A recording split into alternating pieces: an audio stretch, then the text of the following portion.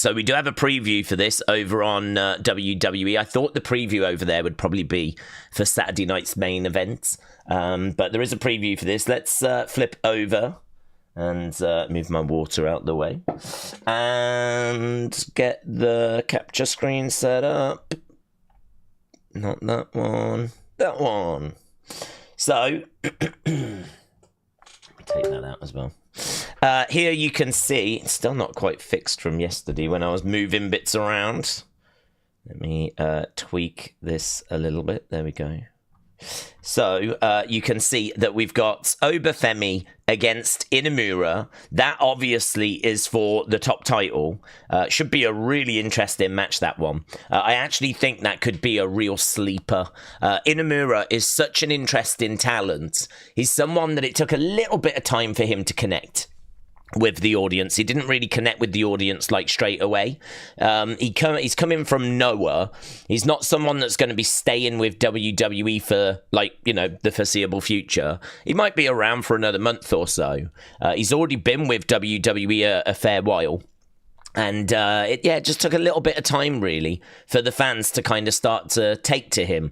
But they have taken to him. And people kind of find him to be quite good in the ring. He's got a fun few little spots. There's a bit where he goes up top and he bounces up and down on the top rope when he's ready to launch himself.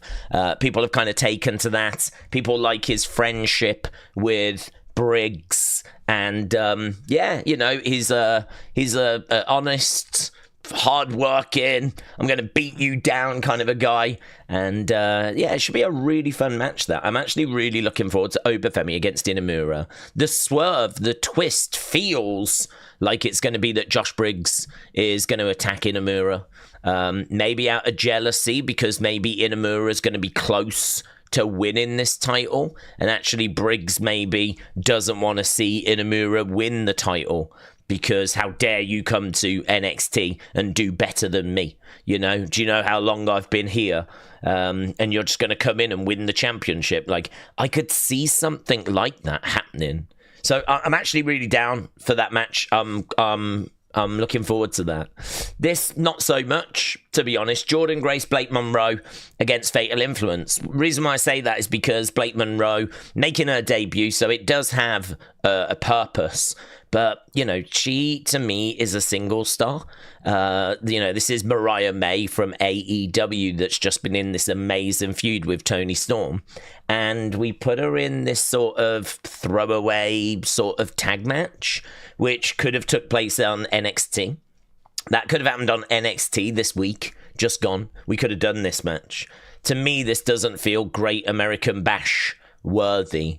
I mean, to be honest, I think the reason why they're doing it is probably because of Evolution. We know that Jordynne and Jacy are going to be facing an Evolution, so they're probably just trying to protect those girls. You've still got to get them on this show, but you probably don't want to run the risk of them getting injured. So how about we put them in a tag match with Blake, who's making her debut, gets them all on the card. I mean, you can sort of see why they are doing it. You can see the purpose that it serves, but you are still left with a tag match that doesn't mean anything, on one of NXT's bigger shows of the year. So it'll be fine. It'll be watchable. It'll be something which we can, have a bit of fun with. Blake Monroe making her debut. Always good to see Jordynne Grace. So, I'm certainly not down on it, but compared to the other matches that I think have got a bit more going for them, that one, not so much. NXT North American Championship, right? Falls count anywhere is good. Ethan Page, Ricky Saints with Sin, them battle before. This is a Falls count anywhere match. Should be good. Looking forward to it. I really like Ricky Saints. And Ethan. Actually, Ethan's massively grown on me since he came in. Should be a good match. I don't know who wins that. I think it's really, really close. I think Ethan might retain because of the Vanity Project. I think there's a good chance that they will pop up at some point. I think Ricky might deal with them, but, might just get clipped by Ethan. Then we've got NXT Women's North American Champion Sol Ruca defending against Izzy Dame. Should be a really good match, that. Looking forward to that, because I think that both of these are big future stars. Sol Ruca, looked great on SmackDown last night. Izzy Dame has got a good size to her and is someone actually now starting to get really comfortable. She's kind of calling a few shots in the culling. I think she's going to betray Tatum Paxley soon. It definitely feels like we're making some progress with Izzy Dame from a character point of view, kind of fleshing her out a little bit. So I think that'll be fun. I think it'll be a really good match. And honestly, might put the belt on Izzy Dame. I might give her the run here. I think Sol Ruca's already had a little bit of a run. I might look at Izzy Dame, but it could go either way, which is what makes it so interesting. Then we got a TNA World Championship contract signing, which is pretty bonkers to actually have a TNA World Championship contract signing on an NXT show. These things still kind of blow my mind that obviously this partnership is, as strong as what it is. TNA, it's just weird, but, not in a bad way. So Joe gets Joe Hendry on. Mike Santana has been brilliant. Trick Williams, of course, gets him on. So, I'm sure there's going to be a few words said and a few tables broken. So that'll be good. And then Jevon versus Jasper, to be honest, probably could be an NXT match as well. I think they obviously like Jevon. They want to get him on the cards. They like Jasper. He won LFG, so they're trying to find a way of getting him onto the card as well. And I think some of this is like filling out the card, It's just a way of getting people onto the card so that we've got as much star power as we possibly can. So it's one of those. I wish there was maybe a bit of a stipulation to this, or, just to elevate it from a normal NXT weekly match. But it's okay. I'm not down on it. Just like I'm not down on watching that. I'm not down on watching that. But the matches that carry a bit more weight are definitely these ones here that have a championship and actually have something at stake. So, yeah, that is NXT Great American Bash. I believe it is going to be on Netflix, this one. Saturday night's main event, of course, is USA Network in America. It's YouTube, I believe, for international audiences. This one, I think, is Netflix for us and maybe Peacock. Peacock, maybe, for America. I'm not too sure. So I'm just going to fire Netflix up now and have a look. So that's the little breakdown. That's the little walk. That's where we are with the show that we've got coming up. Obviously, Saturday night's main event, probably a little bit juicier. That one coming up later. That's got, I think, a little bit more at stake. Let me go NXT and see if it is there. I just want to make sure I'm definitely going to the right place here.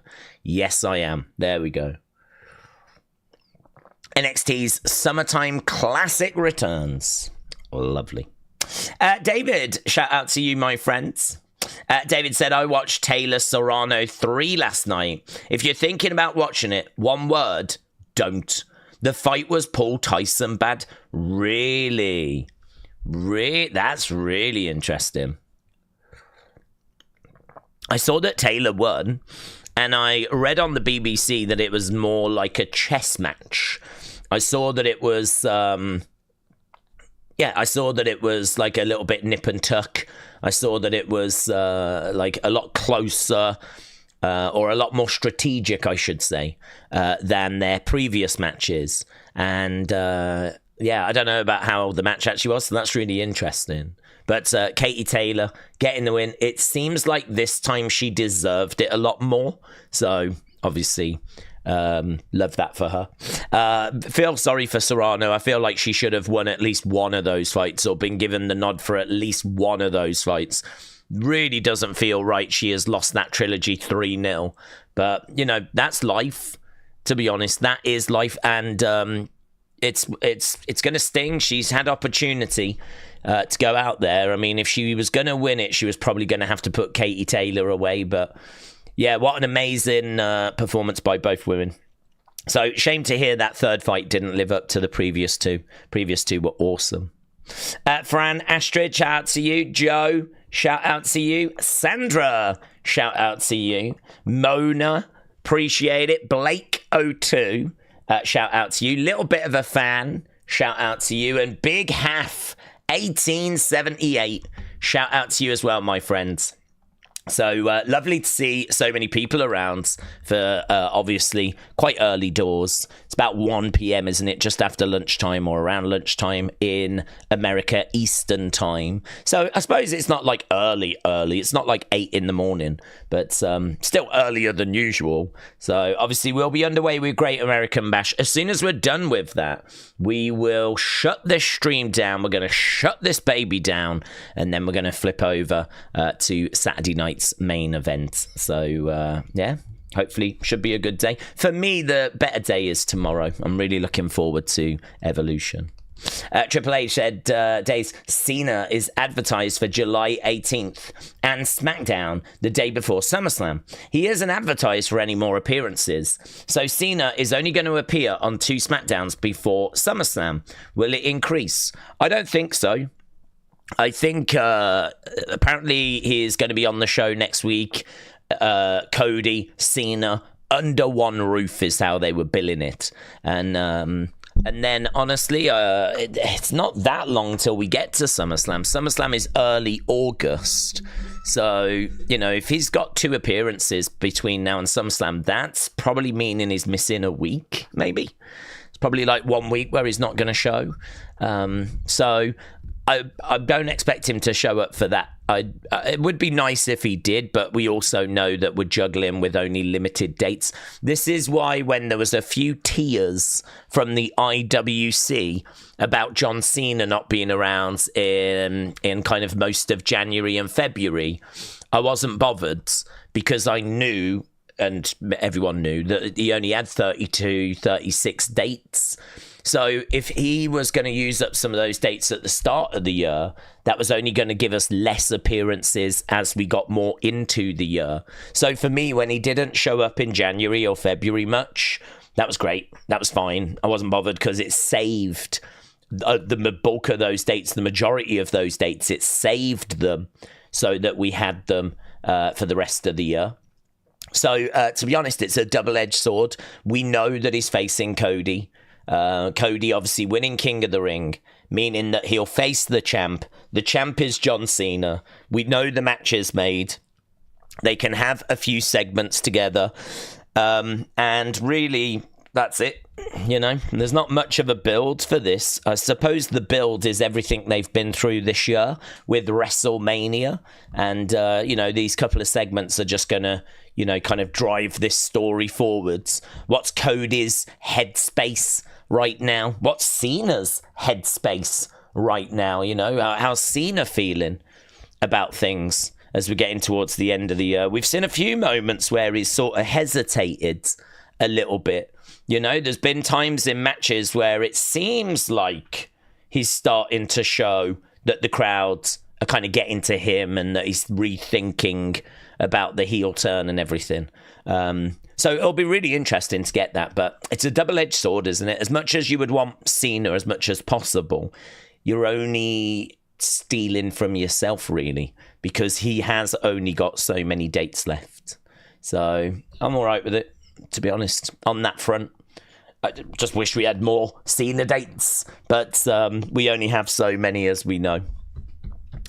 David said this should be a great point in an NXT superstar's career to really rocket to the top of this show. David, shout out to you. Craig said it was very boring, but Taylor landed the best shots. Serrano was just tip-tapping. Yeah.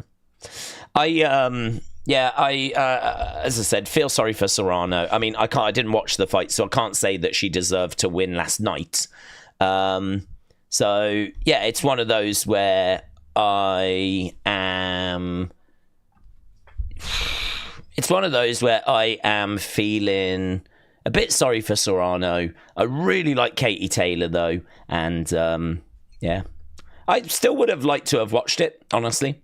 Because I really enjoyed their previous 2 fights. And sometimes, if it's a bit nip and tuck, and it can still be really fun. So I'd like to have watched it, but they put it on just after SmackDown, and I had unseens and reviews to do so. It is what it is. James said, Daze, how are you doing? I'm doing okay, thank you. I wish I'd been able to get a little more sleep because it was so hot. I'm sure a lot of you struggle, certainly in the UK at the moment, to like sleep at night because of how warm it is, how hot it is. Muggins here is trying to sleep in the day when the sun is at its, strongest.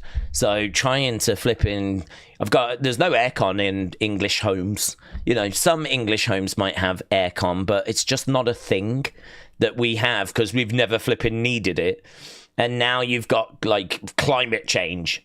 And, all of a sudden, honestly, if you was going to invest in a companies that do air conditioning, probably not bad. It's probably the way forward, isn't it? That's probably where we should all be putting our investments in air conditioning companies. Because I'm pretty sure every year more and more English homes are calling up air conditioning companies to install systems. Because I don't think we're too far away, to be honest. Because it is so hot. It's hot in other countries, in America, in Florida, in Egypt. It's hot in other countries, but they have great air conditioning. We don't have great air conditioning. We've never needed great air conditioning, but we flipping need it now. So yeah, I was trying to get some sleep. I kept waking up, and it's just a nightmare. So I would have liked a little bit longer, to be honest. I could have done with not having Great American Bash, yeah, but. I'm actually looking forward to quite a few things on this card, so no dramas. But I hope you lot are sleeping well. I hope the weather's not bothering you guys too much, because it sucks, man. Some of you are in really hot countries, and you're like, welcome to my life. But we're not used to it. You got to remember, we're used to grey skies and rain in the UK, Bit of the sun comes out, we start melting. Oh, my God. Someone get the umbrella. Lonely Wolf Life said it would be Drew and Logan versus Randy and Jelly. It would be crazy. I believe that's where we're heading, buds. I believe that's where we're heading. Ben said, did you imply that you and Tony have made up after seeing that Jelly Roll Logan segment? No, I said that I would be willing to, in that moment...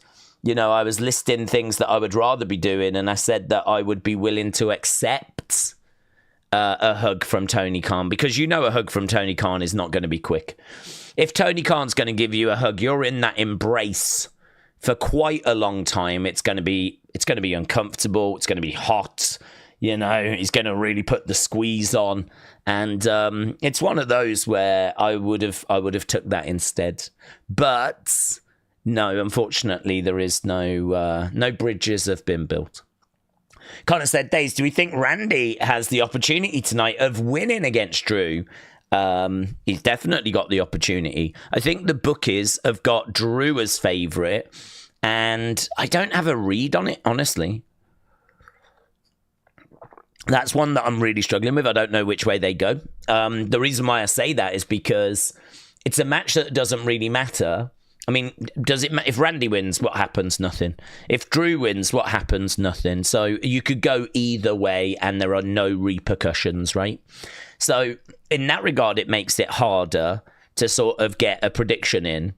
And then their feud is really nothing as well. It's built on nothing. This is a match that got thrown together because of, was it a Claymore last week? So again, this thing has sort of come out of nowhere. There's not really much in the way of a build. It's so hard to get a read as to where we're going. I think, to be honest, where we're going is we're going to SummerSlam and we're doing that match. And we need 2 pros that can be in there with the 2 celebs. So, yeah, that's where we're going. But, maybe you have Drew win here. so that Randy wins at SummerSlam. I mean, that's it. That's the only logic that I can apply to this, because there's really not much to hang your hat on. I've got to think that Jelly Roll wins at SummerSlam alongside Randy, right? Feel good moment. They did it. Yes. We all throw our babies in the air, and it's just a mass celebration. And, I've got to think that it goes that way. So if that's what we're doing at SummerSlam, it then makes sense to do the opposite at Saturday night's main event, which would be Drew and Logan get one up on Randy and Jelly Roll. And, I'll go with the booking of that for that reason. I mean, whenever you're doing a prediction, you obviously always have to apply logic. There has to be a reason as to why you're saying what you're saying. You can't just, well, you can, but, you can't go, I'll go Randy. It's like, why are you going Randy? I don't know. You asked me to pick, I pick Randy. You've got to kind of put a bit more thought into it than that. So for me, I'll go SummerSlam. They'll go the other way, with Randy and Jelly Roll winning, which means this one will be Drew and Logan. James said India all out 3-8-7. Archer just took that final wicket and the score's a level. Thank you, James. Yeah, I've actually got the BBC page open in front of me, which is why just momentarily you might have detected that on my mentally I just zoomed away a second. And that was because we did get that final wicket. So, yeah, I mean, even I don't know how to read that, to be honest. I feel like India will be the happier team because, India are... Well, England played, really dug in, and they gave everything they could to get that. They had to grind their way to get to that score. And then India, I would say quite effortlessly, got to that score. They just kind of collapsed at the end. Their tail is not very good. So, yeah, it's one of those where scores are exactly the same. I think India seemed to get there with a lot less drama than England did. And don't like this little period now. It's going to be about 5 minutes, isn't it? Horrible. I wish England weren't having to come out and bat tonight, but just don't lose anyone tonight. Mackenzie said, why is the PLE on before Saturday night's main event? Well, it's on, I think, because we have Evolution on Sunday, so you can't do it on Sunday. I think ideally you would have done Saturday night's main event on Saturday, and you would have done Great American Bash on Sunday, and then you would have, had both days represented. But because of Evolution, you can't... we have to do Saturday night's main event because it's in the contract. And Evolution is this weekend. I mean, maybe they could have moved Evolution, but Evolution is this weekend. So you can't do the Saturday night and you can't do the Sunday night. You could have made an argument for doing Great American Bash last Sunday. I think there was a good argument for that. Right. But I wonder if the real reason is that they are trying to counter program AEW. AEW, I believe, is starting around the same time as Great American Bash. So actually, I think you could have found alternative ways of having this show on different places. But I think the real reason is that they are specifically trying to put programming up against AEW. And I'm not down on it. I know that there are some fans that are saying this is petty and all that stuff. Maybe if I was watching both, maybe I would feel that way. I'd be like, I can't believe WWE have done this. I just want to watch each show. Like, maybe I'd feel different, but because I'm not watching both, I'm only watching Great American Bash. I don't feel that way. I'm not bothered. I just see it as Coke and Pepsi. I see it as KFC and McDonald's, or McDonald's and Burger King. Like, I just see it as two companies that are trying to outmaneuver each other, outdo each other. And I sort of just get it. I mean, Vince... This isn't a TKO thing because Vince was doing this in the 80s. There was times where the NWA were putting on shows, and so Vince would create shows to go up against them. I think, wasn't it Survivor Series that was created to go up against Starcade or something, or Bunkhouse Brawl or whatever. There was an NWA show that was running, and Vince was like, okay, well, we'll create a show. And I think we created Survivor Series for that reason, so that it could go up against an NWA show. So, you know, Vince was doing this in the 1980s. The other thing Vince did as well was he turned around to the cable providers and he said, if you carry their show, if you show their show, you ain't getting WrestleMania. So you better make a choice, because you know WrestleMania is, you know, brilliant and does great numbers. So is it really worth losing that? Like, because I'll just go to someone else. So don't think about showing their show. I don't even know that that's legal, right? I don't know that that's even allowed. I mean, I don't think it is in the modern age, but in 1980s, maybe you could get away with stuff like that, but that was what he did. And so, you know, this is WWE. This is what they do. I mean, honestly, no one should be surprised that they've put programming up against AEW. So I don't see it as a big drama. I really don't. I see it as business, and I would totally expect AEW to do the same. I would totally expect AEW to, you know, put shows up against WWE shows and for them to be disruptive. If you're going to give it, you've got to expect to get it. And, you know, I would not be surprised if they were to kind of employ the same tactics. I don't know if they have, actually. I mean, I do think that Tony wants to sort of focus on himself more than try and go after WWE. I think that he gets frustrated by WWE, and then he makes certain comments online or at press conferences, and then people kind of have a bit of a pop at Tony for it, you know? So it's one of those. It's really interesting. It's really interesting. But that's why WWE are doing it. They're doing it so that they can try and hurt AEW in some way. And maybe it'll work, but I think only to a very small degree. I don't know who is going to choose between Great American Bash and AEW All In and choose Great American Bash, unless you've got plans to sit down and watch All In later on in its entirety, you know. It's I don't think this is a strong enough counter. Yeah, I don't think this is a strong enough counter. They've put something up against it, but they haven't. I don't think they've really put anything that's going to cause too much damage. So, yeah. Yeah, I mean, honestly, I mean, you've got Kenny and you've got Okada, you've got Tony Storm against Mercedes Moné. I mean, it's a good card that AEW have got. There's matches there that even I would be interested in, and I don't watch that promotion anymore. So, I mean, fair play to them. They've put together a good cards. I just don't think WWE have been able to counter it that well. But I think WWE are also factoring in that later on tonight, they've got Saturday night's main event. So I think they're also thinking that by the time we actually get through this and get to tonight, that's where they're going to really steal the day, you know?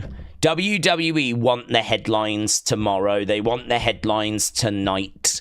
So, you know, how are they going to do that? And I do think there's a chance we get Roman coming back. I think there's a chance that we see Roman. And I don't know what we do with Goldberg and all that tonight. It's going to be very interesting. So, as we said, it's a bit of a marathon today, not a sprint. We're still going to be here in many, many, many hours' time. So it's a long one today. AEW do counter programming, but only got the balls to do it against TNA, says James. Oh. Lost in the Woods said, enjoy all the wrestling this weekend. Don't hate on any company. I'm going to watch All In over NXT, but I'll still watch NXT tomorrow. The Ring of Honor show last night had an amazing main event, says Lost in the Woods. What exactly are they all in, said Nightmare Fatu. That's a very good question. That's a very good question. I don't know. I Am Famous said, Daze, who's going to win the WWE versus AEW battle this weekend with All In versus Saturday night's main event and Great American Bash and Evolution? Well, I think the best matches may be at All In. I mean, it depends what you're looking for. If you're looking for talking points, I think WWE is going to make sure they've got them sprinkled across the weekend. I think there will be surprises from WWE. I think there will be talking points from WWE.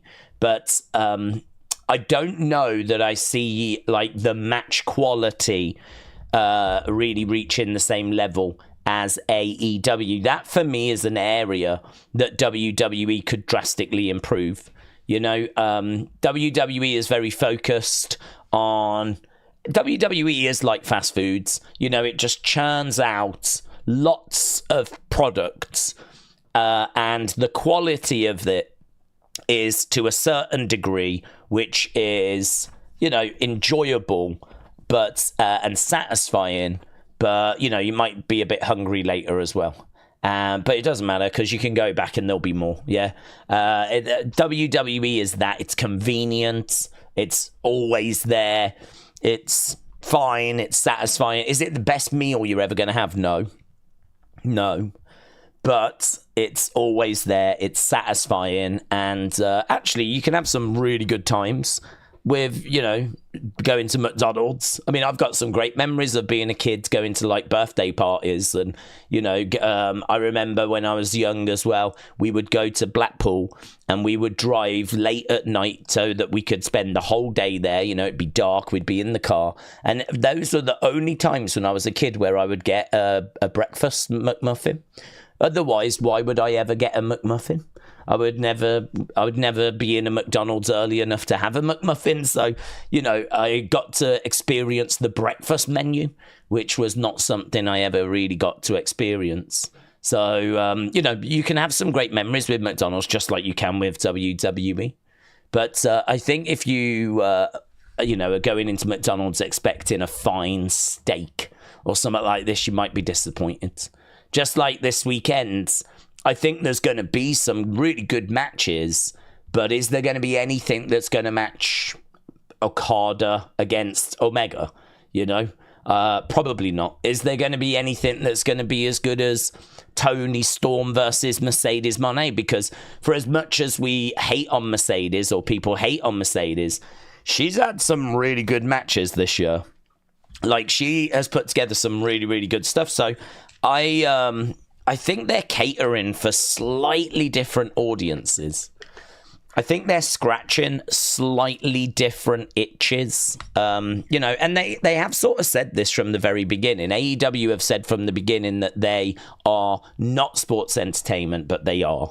And that they are really, you know, it's where the best wrestle. That's their catchphrase, you know? I mean, WWE's catchphrase is then, now, forever, together, right? Whereas AEW's catchphrase is where the best wrestle. And I sort of feel like that kind of sums the companies up, you know. It's not always true that AEW have put on incredible matches. Like, they have plenty of stinkers. But I think they do make it a bit of a purpose to go out there and have consistently really, really great matches. Whereas in WWE, like, they, I think, tick boxes. Do you know what I mean? They go out and they have a match. Most of the scores we give matches are like good 95, good 97. Occasionally we'll get into the great range, and very, very rarely it'll be high-end great. And even rarer than that, handful of times it's got to all-time. But most of the time it's like, that was good, good 97, good 98, good 95. You know, like yesterday, I think there was one great, which was an okay great, and that was the Wyatt Six, and the rest was like just goods. Main event yesterday was good 91% for SmackDown. I mean, that's the main event of SmackDown, getting good 91%. So I think they're kind of serving different purposes. I think that it depends what you're looking for. I think the headlines will go to WWE, but I think the match quality, the best match of the weekend, I would not be shocked to see that has took place on AEW. Let's go down. Daze, I'll probably be seeing 5 things all at once. I love wrestling. This is an insane night of wrestling, says Ben. Will the Wyatt show up tonight or tomorrow? Will the Wyatt show up tonight or tomorrow? I suppose Nikki could show up at Evolution to go after Candice. So I would suppose there's a chance for that. I don't think we get Charlotte turning on Alexa or anything at this early stage. So maybe Nikki pops up tomorrow. I don't see the Wyatts popping up tonight. I don't see where they would fit into the show or why there would be a need for them. So I think if we were to get anything, it might be tomorrow. But yeah, I mean, I suppose it could be because Nikki should be at Evolution. You know, I really feel like all the women should be there because this is a celebration of women's wrestling. So wouldn't you just invite all the women that you've got under contract? Wouldn't you just invite like all the women behind the scenes? Literally, you know, open invitation, like, come on down. You can be in the crowd. We'll have a section for you. They've got loads of space. The blooming arena's set up for 15,000. They've only got 6,000 people there. I mean, there's plenty of room.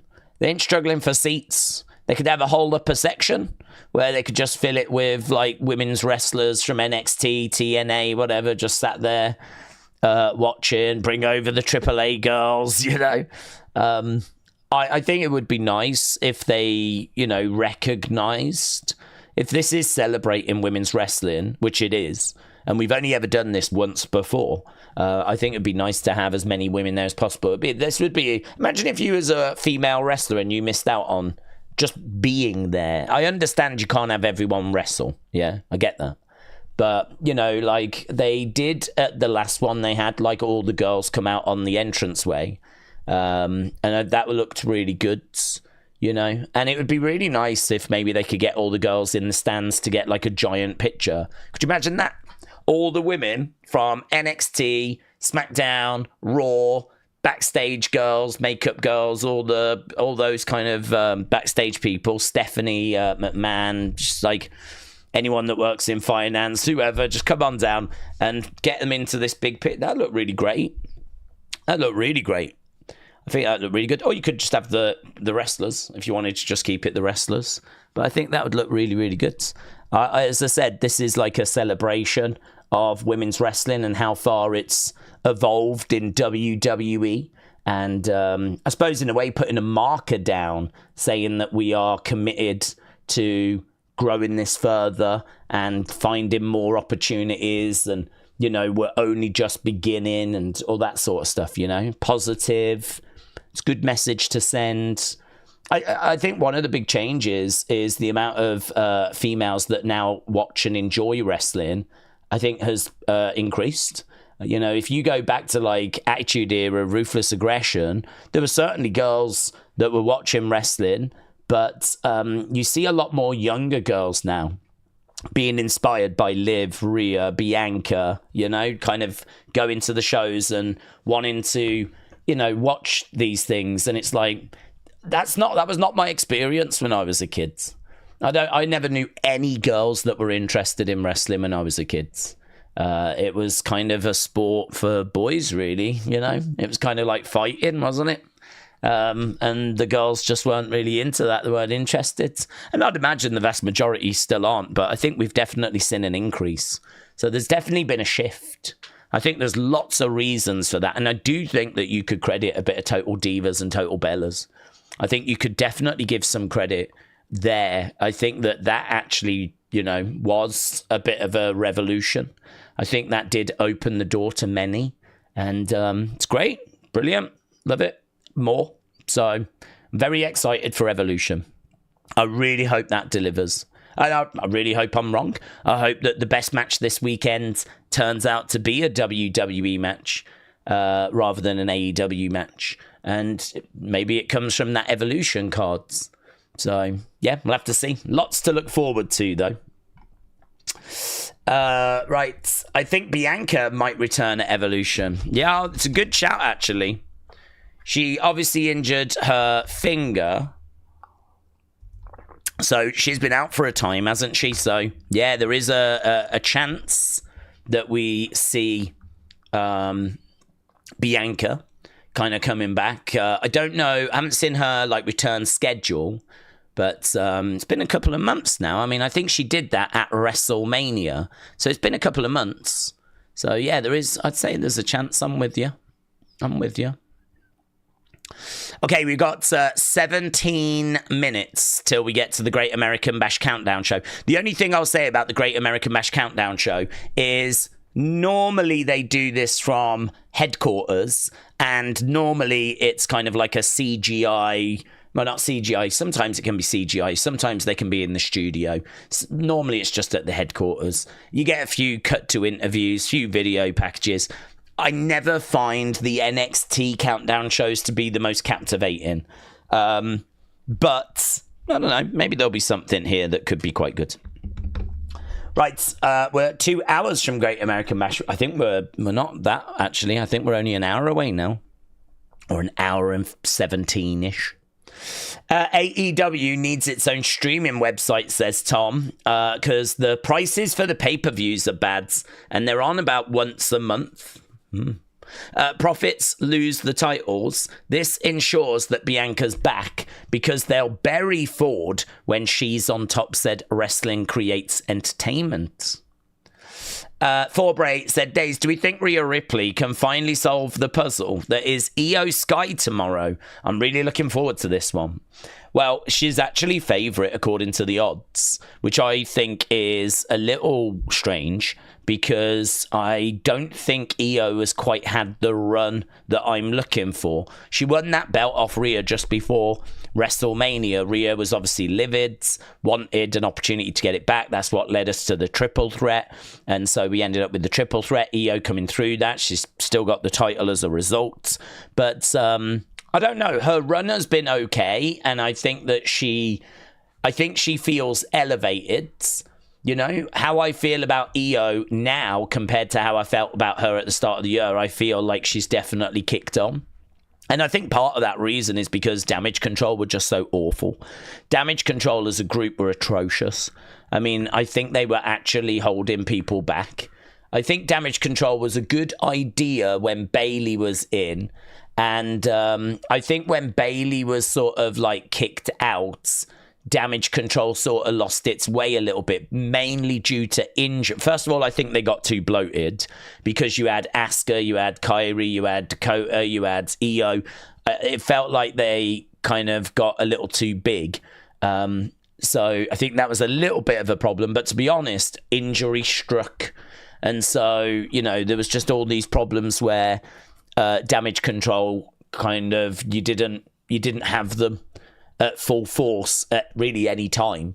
And so it was kind of a group that was a group in name, and it was just a bit of a mess, really. I think it's totally right that they just kill it, axe it, cut it, done, it's over, move Io on solo, have a breakaway, and this has been more refreshing in my mind.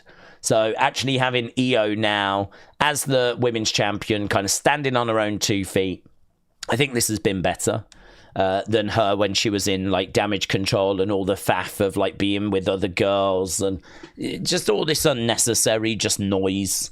Sometimes all that extra noise can be useful.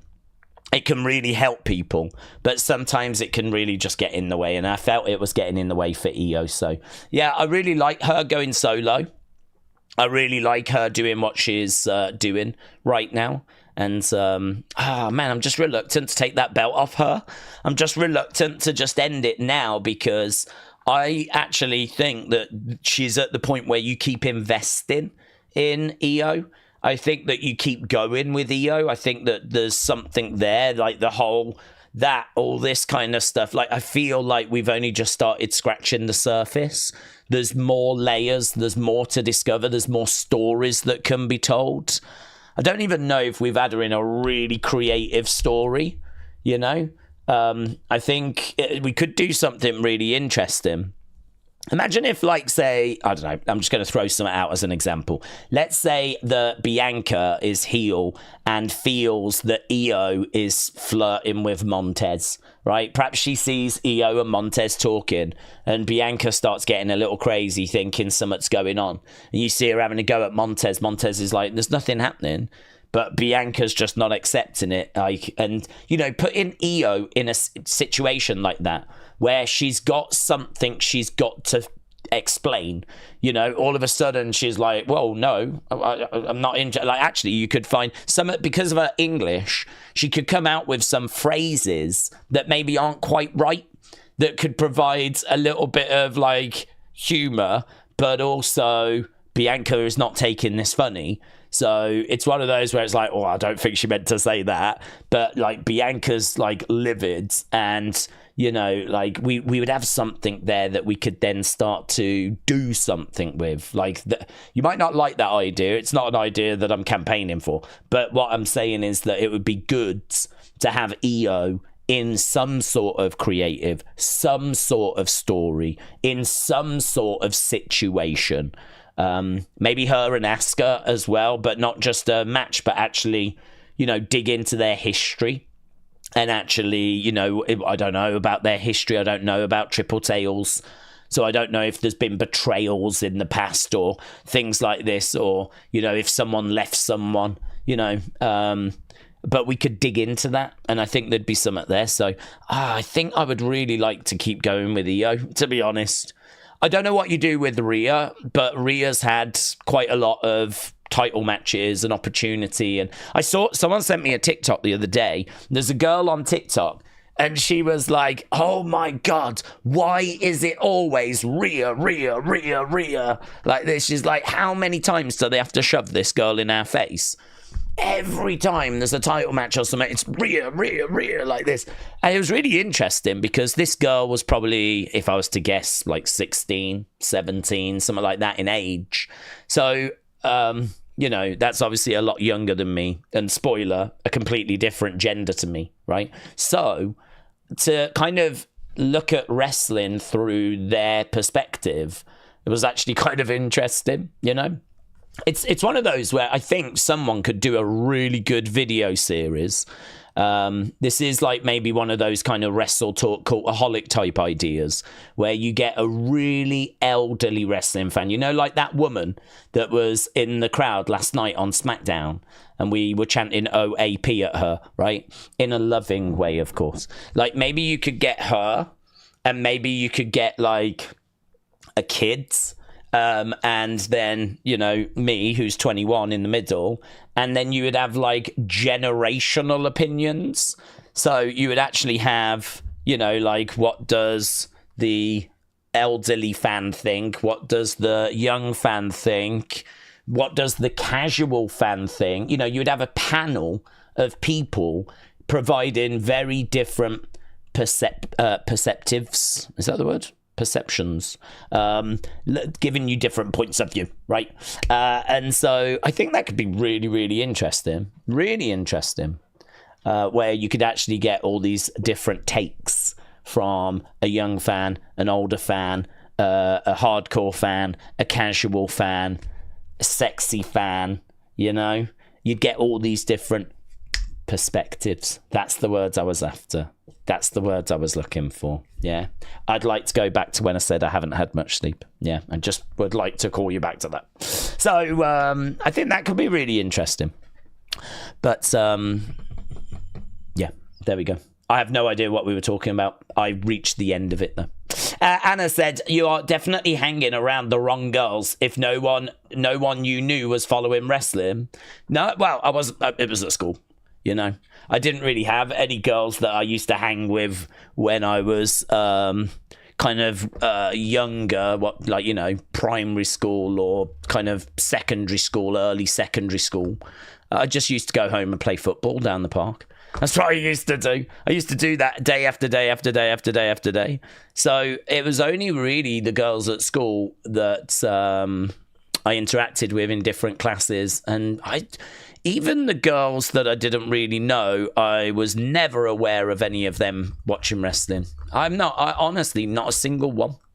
I don't know if I ever encountered a female WWE fan until I started the community. I don't think I ever did. I don't think in my whole life at work, working in all these different places, going to these different conferences, like college, secondary school, primary school, meeting people, I don't think I ever encountered a female WWE fan. I'm sure they existed. But the point is that we've definitely seen movement on that in recent times. I think things like Total Divas, Total Bellas played a big part. I think that's oversimplifying it, but I think it definitely played a part. I think there was a factor. Oh my God, there's a little fly. I thought all the flies were dead. There's a little fly that is really annoying. I'm going to try and get him. Right, let's go down. Where are we? What time is it? 8 minutes to go. Hannah said, Daze, what would you say is the best title reign? Not one that's the longest, but a reign that was entertaining all the way. Maybe Bradshaw, as he turned things around and made a great heel for it. Great title reign that was entertaining. I find these kind of questions quite difficult because I feel like you need to really look into them, because you run the risk of forgetting some brilliant title run. But I think I really enjoyed Bret's title run. Oh, got him. He just landed on that light. Got him. Yeah, I really enjoyed Bret Hart's title run from kind of going 92 into 93. I think part of the reason is because he was ever present. He was around quite a bit. He had some good matches. I remember the way it started was really interesting because he'd actually won it on I think it was a Coliseum home video match. So imagine a title change where the title change is not shown on TV. Obviously, they showed you highlights on one of the shows, but it was one of those title changes where it's and back then a title change was a big deal. So, a title change, WWE Championship, changes hands. It was on a Coliseum home video exclusive. He beats Ric Flair. It's one of those where it was so long until I actually got a chance to watch that match. I saw highlights, but took me ages to actually watch that match. And then from there, the very first show I saw was Survivor Series 92. That's the first show I remember. And actually, that show has got Bret Hart, Shawn Michaels. It's crazy that we do Bret Shawn 5 years before we do it again at Survivor Series, famously the Montreal Screwjob, right? So we do it there. Then that takes us into the launch of Raw, and Raw starts. And when Raw begins, Bret Hart is the champion. And actually, on one of those early shows, he has a really, really underrated, really good match against one of the head shrinkers. A lot of people won't have seen it, but I think it's a really fun match. It's like a little lost gem. I wouldn't say it was 5 stars or anything like that, but it's really good. There's a bit actually where I think it was I can't remember if it was Fatu or Sammy, but gets caught in the ropes by his neck. He kind of goes over the top rope and gets caught in the rope, and he's kind of getting choked out. And he's kind of caught in the ropes, and it looks brutal. But Bret obviously had been working really hard. I think this was Bret's big opportunity. You see, this was his first WWE Championship run. And so he wanted to make sure. I mean, imagine a Bret Hart that has been trying to show that he's good enough to be champion and finally being given the ball. This was Bret giving everything he could. And Bret always gave everything in his matches anyway. But this was Bret showing, I can do this. I can do this. And I really did enjoy that run. Obviously, it ends at WrestleMania 9 with him losing the championship. His match with Razor is good as well at Royal Rumble 93. That's a fun match. It's a good match. So you've got a nice little run there with a few really fun matches. It doesn't outstay its welcome. I think it ends at WrestleMania 9. Obviously, you get the bizarre situation where he's waving Hogan on because his eyes have been blinded, which, you know, really divides people. But I got to tell you, man, that run, it starts with a match that is hard to find on a Coliseum home video, right? Which is, as a kid, bonkers. And it ends with kind of Hogan leaving WrestleMania as champion, which, again, I know people are not crazy about. I know people are like gonna say, yeah, that sucked. But as a kid, if you actually went to bed and woke up the next day ready to watch, because I never watched it live, right? I think I watched it a week later. So I went to bed when it was on, knowing it was on. Woke up the next day knowing I was going to have to wait a week before I could get the tape from my uncle. Not knowing who's the champ. Is it Bret or is it Yokozuna? Who's the champion? Who won at WrestleMania? And none of my friends would have watched it, so I didn't need to worry about spoilers. There was no internet. None of my family watched it. It wasn't going to be on the news. It wasn't going to be in the newspapers. There was no way it was going to get spoiled, and it didn't get spoiled, right? So I had to wait a week to find out who left WrestleMania as champ. Is it Bret or is it Yokozuna? And flipping get the tape to find out the new champ for the past week. Yeah, for the week that I had missed or hadn't been able to watch, the champ was Hulk Hogan. Mate, that swerve, I flipping love it. I love it. I know people are down on it because it's really interesting, isn't it, in wrestling, how you have really different. This is what I said about having an elderly fan and a young fan and whatever.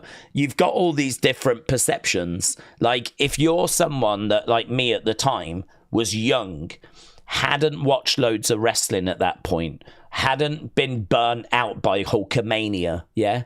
Hulkamania was not something that I loved, but I wasn't down on it, right?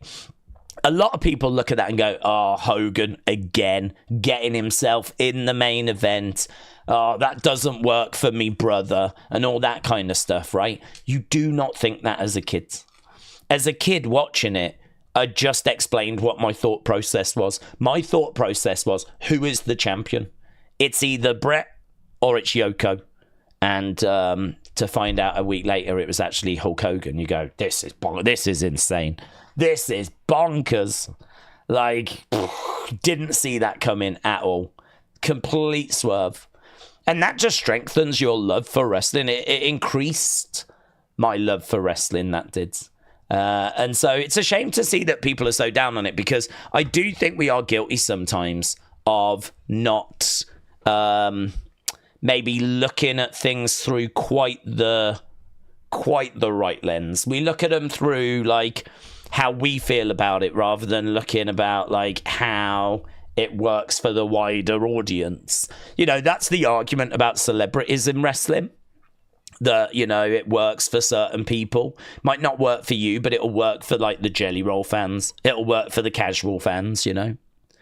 But yeah, I really, that run, that Bret Hart title run, from the way it started, from the quality of the matches that he has throughout that run, going to WrestleMania, to the way that he lost it, it doesn't outstay its welcome.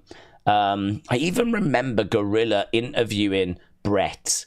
And like Bret kind of talking about how hard it was to become champ, and it really made an impression on me, that run, about like how much he wanted to be champ and how much it meant to him being champ. And yeah, I think there's probably a bit of nostalgia that's tied in with that. That's why I'm saying it's a hard question to try and sit down and think of, like, that's a run that kind of made an impact on me, but then it's one of the first kind of runs that I ever saw, you know. So, like, it's a tough question, because I'm sure there are, from a match point of view, better quality runs with, like, better quality matches. But I don't know that any run had made an impression or made a mark on me quite like that first Bret Hart one, which I really, really did enjoy. With that being said, of enjoying wrestling, we are going to be enjoying WWE, because their countdown show has begun. Here we go. James said Daze was afraid of girls back then. Fast forward all these years, he's still afraid of them. Very true. Daze, WWE is a shell of itself. It's just money hungry. They are slowly killing them. There's no stories that make you want to keep watching. And the ones they do have are long-term booking. People just don't have the patience, says Sick Horror Kingman. Well, it could be true. There are definitely, I think some people that are down on what's going on at the moment. I think for me, I've seen worse. That's what I keep coming back to. I've seen worse. I've seen WWE worse than this. And so for me, I know this is not rock bottom. For some people, compared to where we've been, this might feel like rock bottom. I know this is not rock bottom. I know that we have been. Worse than this. So for me, I think that I'm optimistic for the future. I think we've been in a decent place recently, and I'm hopeful we can get back to that. Right, it's mostly just rando embarrassing things that makes my wife's eyes roll, says Corey. Mega Morant and Sam Roberts are on the Countdown show. That is true. That is true. They are just running through the card, and as predicted, they are at the headquarters. So there might be some interviews that they've got lined up or something like that. But historically, these Countdown shows are not mind-blowing. Wait till people find out every company is money hungry, says Tom. Because without that, your company will go bankrupt. And when TKO are in debt by billions, I'm not surprised, says Tom. Wrestling Proud said, I love that Sam Roberts does a lot more WWE now. Sam's great. Jennifer said, I've got pizza ordered. I'm not awake enough to fix food. I don't blame you. Right, we've just got Ricky right now. Nick, hello, shout out to you. Both WWE and AEW have their good and bad moments, said Sean. That's true. That is true. I think that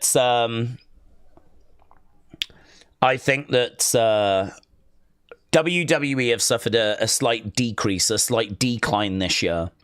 And we've spoke extensively about that on our streams. I don't think that their shows are as captivating as they have been in recent years. But I do think that it's easily fixable. I mean, you've just got to find a few stories that really grab people's attention. And, WWE kind of go through these periods where they struggle to find those stories. But then they'll hit on something that really does connect. And, I think they put a lot of hope that the Cena retirement story would do it. But the thing is, Cena's not around all that much this year. And also, I think the heel turn and the story that's been told has kind of divided opinion. So it's one of those where, I think it'll be okay as we continue to move forward. I'm optimistic for SummerSlam. I think that Cena's retirement is going to be a huge moment. And then, as I keep saying, next year, they can't rely on Bloodline. They can't rely on John Cena's retirement. So they've got to have something planned for next year. I mean, if I'm Triple H, I need to be thinking about what my 2026 is going to look like. Because I don't have a Bloodline. I've got Roman working a reduced schedule. I don't have John Cena's retirement year. So what is my plan for next year? I've got to have, even if it's not all individually mapped out, I've got to have at least an idea, Maybe the plan is going to be I'm going to turn CM Punk heel and I'm going to do a whole Cody CM Punk promo or program, Or maybe I've got The Rock and I'm going to do something there, or I don't know. But this is why I'm not too worried. This is why I'm not too down on it, because the great thing about WWE is it might go through a bit of a period where you're not really feeling it, but then it'll just start coming back. Something will grab your attention. There's, so many stars and so many stories to be told that I'm sure there's something that can keep you around. If nothing else, I think NXT has had a great year, which, I think this has been a real stellar year for NXT. I think they've really built on the foundations they put in place last year. So, if nothing else, I think NXT is cooking. And at the moment, we're just seeing Ricky and Ethan as they are obviously on a collision course. Nathan said, I'm 45. If someone younger said this is bad wrestling, I can tell you a lot of bad wrestling that I've seen. This is WWE. It's just steady, says Nathan. Mr. Meme said, are we doing UFC 318? Usyk Dubois, said Mr. Meme. Yes. Currently, I am going to try and do both of those. Mainly because I don't have to do any videos after. It's a bit different when we do WWE because afterwards I have to do Unseen, I have to do opinion videos, I have to do things connected to what we've just seen. But when it comes to Usyk Dubois, I don't have to do anything after. I can just watch that show and then boom, onto UFC. A bit like today, how we're doing Great American Bash. As soon as we're done with this, bang, we're on to Saturday night's main event. So I haven't got to really mess around with anything after Great American Bash. I'd like to do an opinions video, but I don't have to do an opinions video because we'll be doing one later anyway for Saturday night's main event. Odyssey said, Daze, I've got to correct you. Cena will appear in Saudi Arabia next year, but also the Saudi Arabian prince has offered him so much money he couldn't refuse, says Odyssey. Well, I don't know that that is connected with him retiring. He said that at the end of the year, he is done. He said that repeatedly. So if the Saudi prince has given him money to appear, that's fine. I could totally see that happening. John has said that he will appear. He said that when you see him in the future, he'll likely be in a suit. But actually, when it comes to him wrestling in ring, he says December, he's done. So I've not heard anything about some Saudi prince offering him a load of money to wrestle next year. He could appear, absolutely appear. I mean, he's not retiring from WWE. He's not said that. He said that he's going to still make appearances. He's still going to pop up.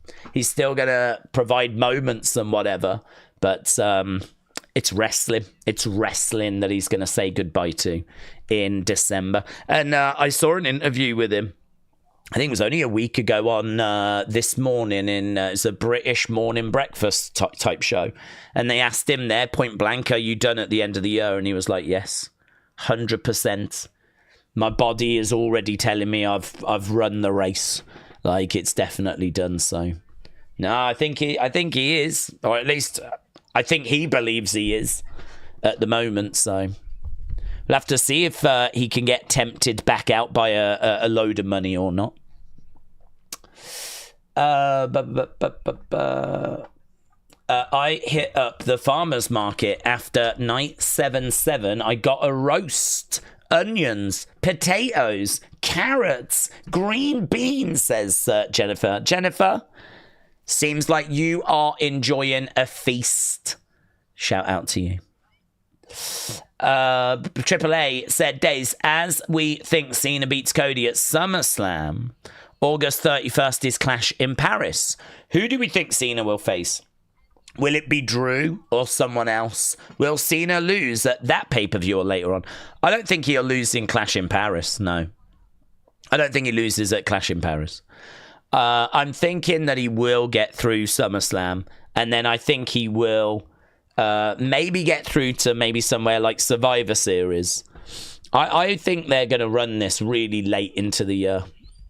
So, yeah, I think in regards to Clash in Paris, I think that's tricky. I think we need a baby face. I don't think it would be Drew. I think there's a few people like, say, a Jey Uso. Although he is more raw, isn't he, in all fairness? So I don't know if... but then there is meant to be a bit of a draft coming up soon. There is meant to be a draft. I don't know that LA Knight would get the opportunity, but it does feel like they are building LA Knight. I think it would be a baby face, and I think it would be someone that he gets past. I don't see the title change being in Clash in Paris. I mean, I think the French fans are noisy and probably deserve something to kind of get their teeth into, but I don't think they'll give them that. I don't think they'll end the Cena title run there. I think they'll probably just stretch it through to, I'm thinking Survivor Series, honestly. I think it'll be a big show in front of a big crowd where Cena will lose the title. And then I think Cena is going to turn face, and then that'll probably see us through the kind of real final phase. I mean, Survivor Series tends to be the end of November, and then he'll be done in December. So, I mean, it'll be a couple of weeks after that. It might make sense for have him lose the title and kind of turn face so that he can just have a couple of weeks wear his face and he can just thank the fans and then go into that final match. So maybe something like that, but it's all just guesswork, isn't it, to be honest? It's all just guesswork at the end of the day. Nathan said, what about Trick being the one to beat Cena on his last day for the title? Could build Trick up if you call him up, said Nathan.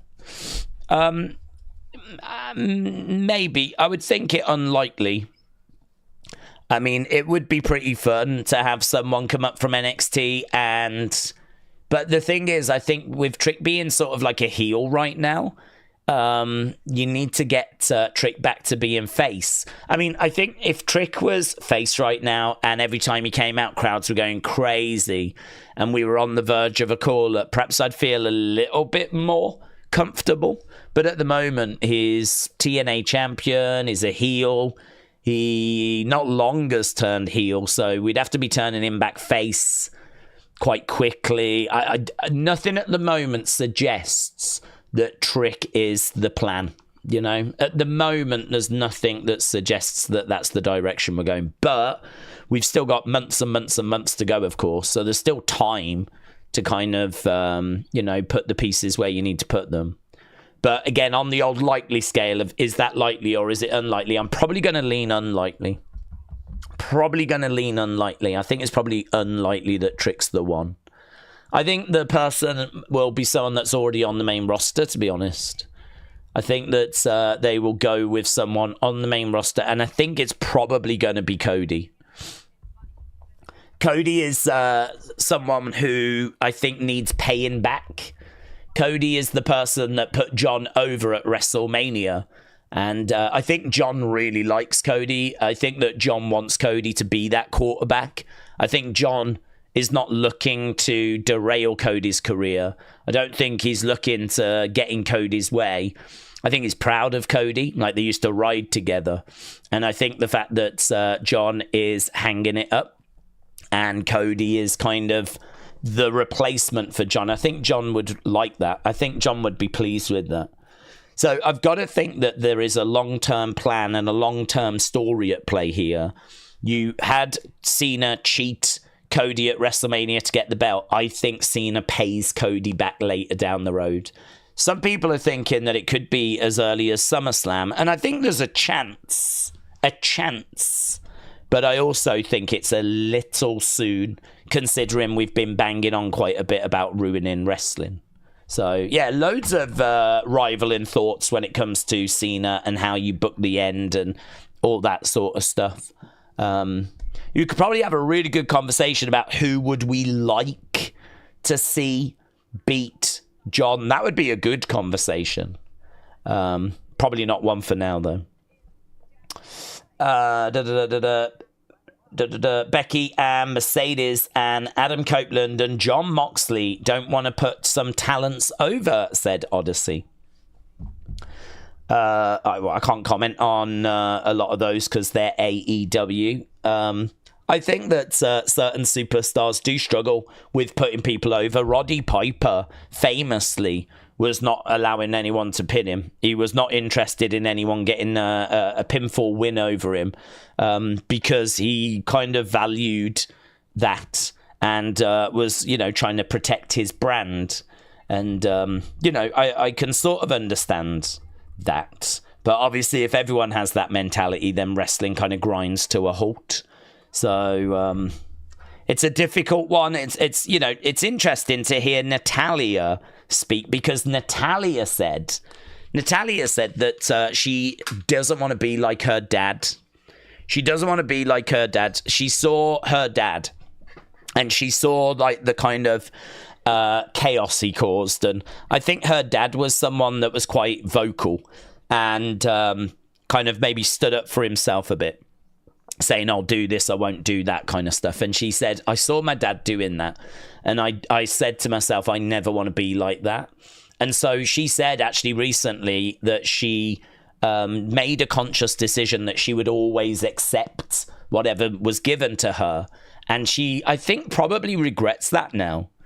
I think there's something to be said for always saying, yeah, I'll do that. I think there's something to be said about how that's not always the right approach either. I think there is a balance that has to be found. I think that you should be a team player and you should be willing to do the vast majority of what you are asked to do, because you can't really afford to keep pushing back because they'll just get rid of you. But I don't think you should accept everything either, because you'll get walked over. You'll get taken advantage of. You'll end up doing the jobs other people don't want to do because you'll do them, right? And sometimes that can work in your benefit. Sometimes that's a positive. Sometimes that helps you stand out. Sometimes that wins you good favor.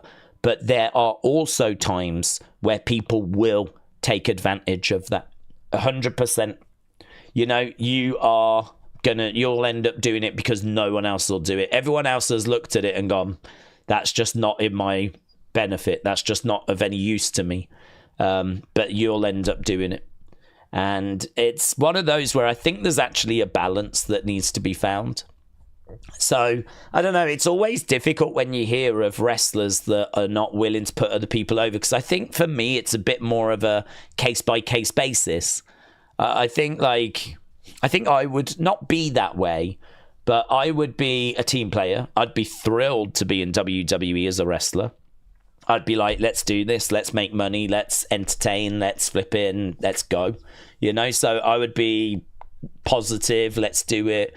But there's going to come times where, you're going to be put in situations where you're like, that just does not make sense. That doesn't work. My character wouldn't do that. Or that's going to really ruin where it is I think we're trying to get to. Like, that just does not work for the story, or that's going to kill my momentum. I've just worked 2 years to try and build myself up, and now you want me to job out to this person. I think there are times where you do need to push back, honestly. And, not point blank refuse, because I don't think you can. But maybe you can if you get to a Roman level, or maybe you can. Maybe you can get to a certain point where you can actually refuse because you're too powerful, I think if Roman was to turn around and say, I ain't doing that, that would be really interesting to see how they would deal with that. I think he probably does have some creative say now because of the power that he wields. They've kind of, WWE end up creating their own monsters in a way, because they build people up and they promote people and they put them in main events of WrestleMania and they give them all this TV time, which is in their benefit to build stars. But once you've built that star then has power, because obviously you are relying on them because they've got that star power, So it's a really interesting conversation. I think the truth is there is a balance that has to be established. And it's a case-by-case basis. And I think the vast majority you do, of course, 90-odd%, 95%, yes, no problem, right? Team player. But I don't know, man. I think there's times where I think you do have to just sort of stand your ground. I don't think you can just say yes to everything. And it's really interesting to hear that Natalya actually took that approach and now regrets it. And actually now wishes that if she could go back, that she wouldn't have said yes to everything they asked her to do, and that she'd actually stood a bit more firm on certain things. And, you know, I think I heard Big Show saying something similar as well, actually. I think Big Show is also like a yes guy. I'll do that, no problem. And I think he also feels that way, that there was like times where they had him doing stuff that he wishes he could take back now. He thinks that kind of ruined his aura, and I've got to agree, to be honest. So, yeah, it's a tricky one. It's a real tricky one, because you don't want to be a douche. You want to be a team player. It's such an amazing job to have. But equally, you do have to sort of look out for your best interests at the same time, don't you? It's a tricky one. Wes said, can we change the name of the Sunday streams to the Lady Stream, Lady Garden Stream, or Evolution to Lady Garden? Let's go. Let's go. I'm sure that would get no backlash whatsoever. Wes, hope you well, buds. Kyle said, what time is Great American Bash? It's literally 38 minutes away. Right now, we've got Briggs just talking to Inamura, just trying to hype him up for the main event. Ben said, not that you asked, but got pizza, burgers, Haribo with pen and mushroom sauce on the side for an insane night. Is the pen and mushroom sauce? Pen and mushroom sauce. What's that for? Are you putting the pizza in that? That does not even sound appealing to me, Ben. I mean, pizza, burgers, lovely, Haribo. I mean, I can see, I think it's the pen and mushroom sauce that's freaking me out, to be honest. But Ben, you do you, my friend. Christopher said, Tony and Mercedes have had a great build. I bet AEW give people dollars to attend. There's no way that 50,000 voluntarily paid to see that junk. I think it's not that many, is it? I think isn't it not like 28,000 or something? I'm sure I read or heard the other day that it's like, here we go. As of an hour ago, available tickets, 1,500. Current setup, 27,000. Tickets sold, 25,000. So the venue that they're in can hold 42,000. They've sold 25,600. That's not me throwing shade, but that is me saying this is the show that sold how many? 70, 60, what was it? 60-something thousand at Wembley. 60-something thousand at Wembley a few years ago. And then I think they went back to Wembley, and I think they did about 40,000, was it? I think they went from like 60,000 to 40,000, and now this year in Texas, they're doing 25,000. I mean, in isolation, 25,000 is a really good crowd. I mean, that is a big crowd. It's a good crowd, right? Certainly for a non-WWE promotion, right? So I'm not throwing shade, but this is all in. This is the show that was at Wembley. This is the show that did 60-odd thousand a few years back. And now here they are doing 25,600. We know that their popularity has dropped off. It's just quite striking to sort of see that in numbers. Maybe the show would have done better in Europe. Perhaps the fan base is a little bit more engaged in Europe. Perhaps if they'd run Wembley again, it wouldn't be that low. Perhaps it would have been 35,000, or maybe they would have done the 40,000 again. But 25,600 is what AEW is. Which, in all fairness, is going to be a bigger crowd than Great American Bash. Because Great American Bash, by comparison, just, you know, I like to be a man of balance. Great American Bash is set up for 772 people, and they've sold 755. There's still 17 tickets left. So it's a little different. There's nearly 26,000 at the AEW show, and we are struggling to get 1,000 for this show. So, you know what they say about don't throw rocks in glass houses, yeah? I'm providing balance, that's all. Right, here we've got Tatum and Izzy. Let's see what's being said. Izzy says she saw a lot of herself in Tatum.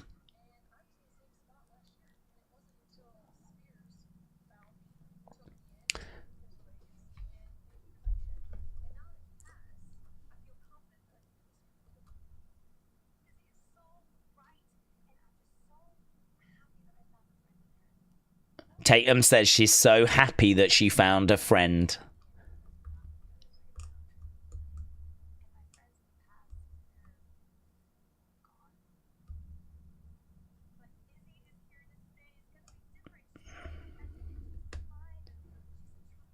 She's a true friend.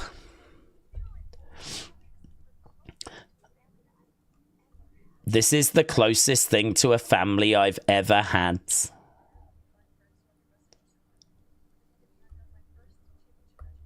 God, the betrayal is so obvious. Isn't it? I mean, she might as well turn around and go, I am going to turn on this girl very, very soon. We all know it.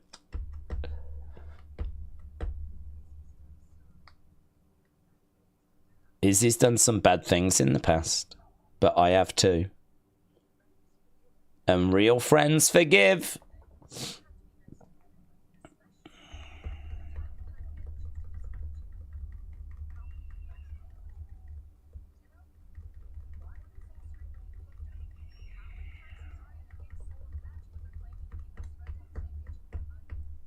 So Izzy is trying to say to Tatum, they tell you, Zarya and Sol, that they're good friends, but how many times have they accidentally hit each other? Why did Sol scream when you hugged her? It was because she went up behind her and she didn't know who she was, but...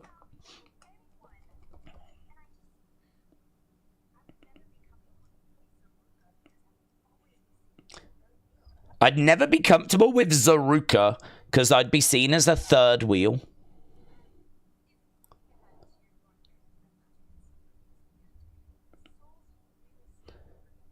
Well, there we go.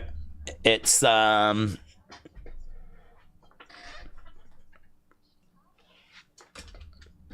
interesting relationship. Let's put it that way. John Cena could be kind of like a Terry Funk, says Odyssey. What do you mean, buds? Nightmare Fatu said Goldberg will get through the match. Gunther will carry him. I can admit that, even though I'm not a Gunther fan, says Nightmare Fatu. Brendan, hello. Shout out to you. The way Izzy puts her hand on her leg, said Suzanne.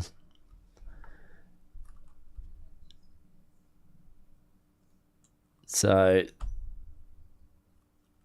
there we go. They are such good friends. They are such good friends. Tom said, my mum has got nicknames for some of the wrestlers in this match. Ishii is an old man. Hologram is a Power Ranger. Don Callis family are called Beep. AJ is D-Head. Tony, thank you. Mackenzie said, could Izzy pull off a surprise win tonight? Yes. I think there's a chance. I would do it. She's going up against Sol Ruca, and actually, I think it makes a lot of sense to have Tatum help Izzy, and then that would explain as to why Izzy wanted Tatum.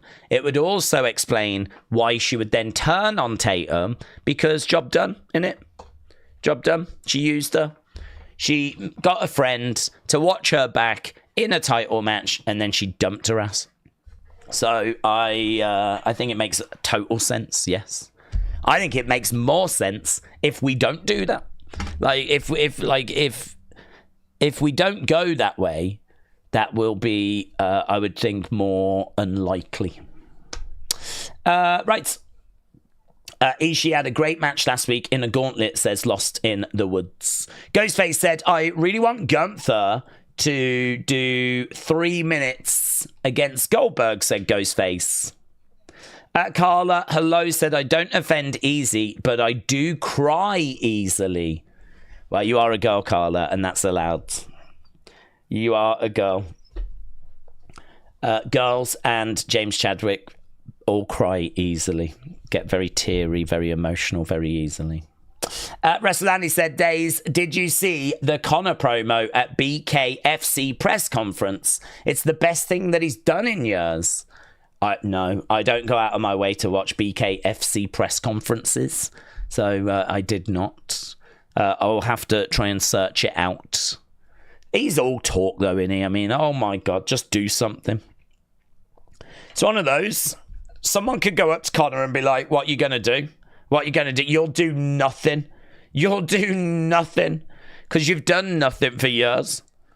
You'll do nothing. Maybe they could goad him into actually doing something. Maybe someone could goad him into doing something. But, yeah, I hope he's found that fire again. Because, Dana keeps doing interviews saying, listen, this guy is on a yacht, just going wherever the sun is. Just traveling around the world and just waking up in silk sheets. It's really hard to motivate yourself to want to get punched in the face if that's the life that you're living. And you go, do you know what? Fair play. I get it. I understand that. I understand that completely. James said, Daze, that is very true. I cry every time your stream starts. Look at that. Look at that. That's actually a really good line. And it also confirms that James cries a lot. So it's a win for both. I had to legit fill my beer fridge. Oh my God, you've got a beer fridge. Love that. Back up to date. It seems that last night I drank the remaining 7 bottles. Oof. Was SmackDown that bad? Was it a 7-bottle show? Adam Sandler deserves to have WrestleMania at home or something like that, says Odyssey. Adam Sandler? Where did that come from, Odyssey? Where did that come from? Chiclet said, what do we think about the whole jelly roll thing? Do we think people are overreacting? I've not really seen a reaction other than people saying, this is not for me, I don't want this, who asked for this?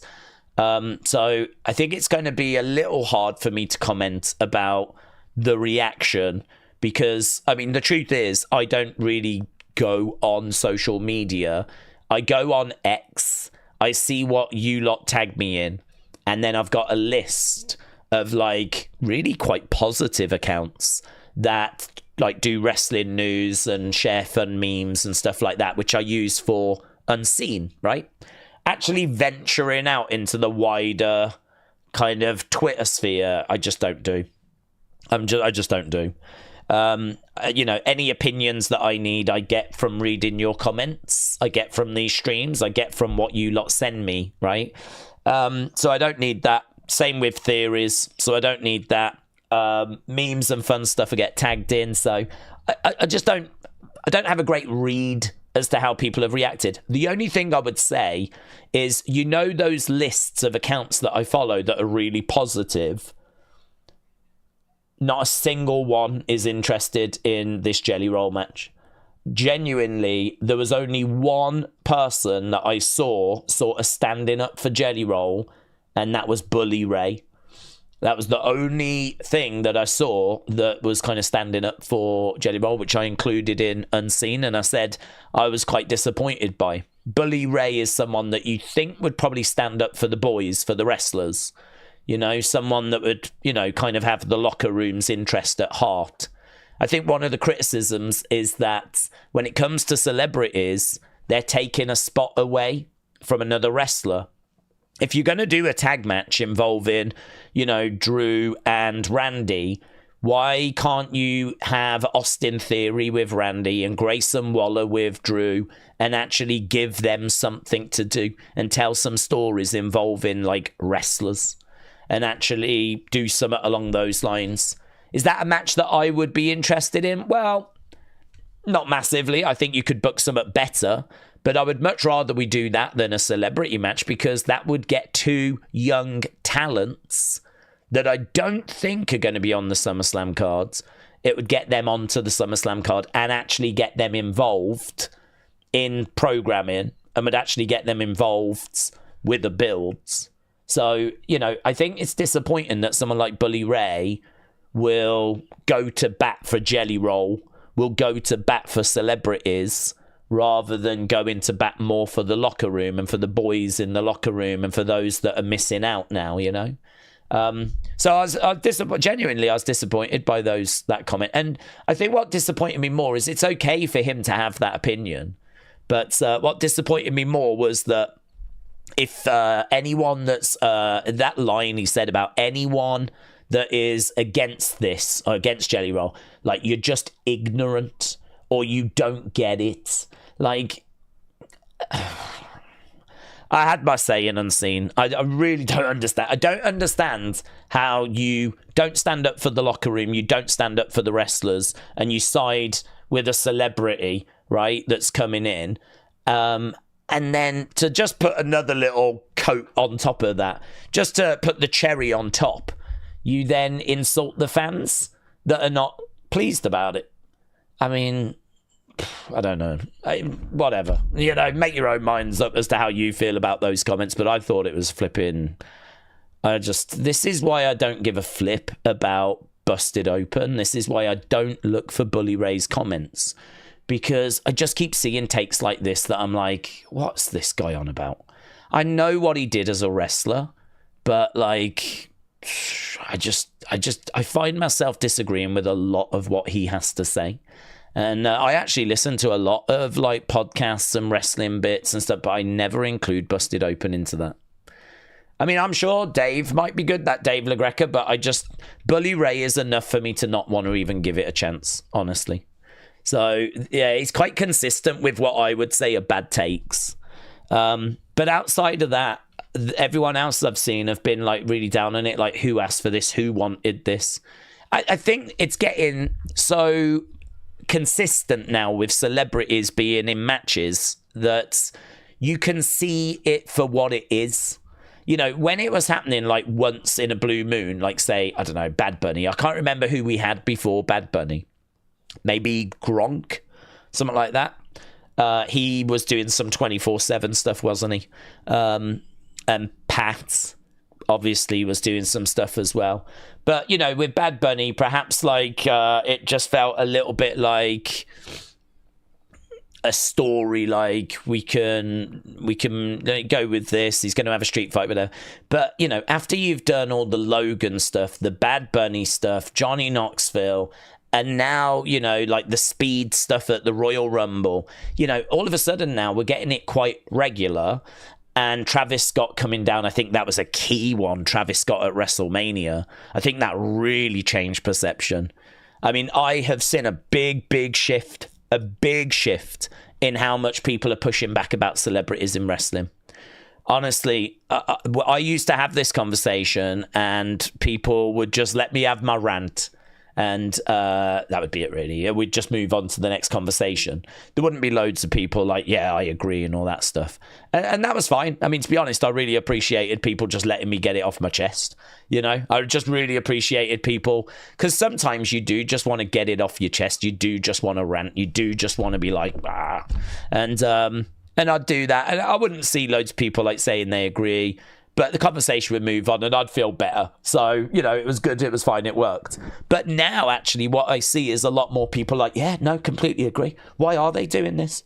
There shouldn't be. Like, TKO have ruined this. That narrative that TKO are ruining wrestling, that they are responsible for celebrities in wrestling, is not true. But I'm happy to ride it. I'm happy to sort of go with that as the notion, right? It might not be true, but it's still working in my favor, right? Because I don't like celebrities having matches. So for me, if people want to suggest that this is TKO's fault and that TKO are the ones responsible for celebrities in wrestling, then that's fine.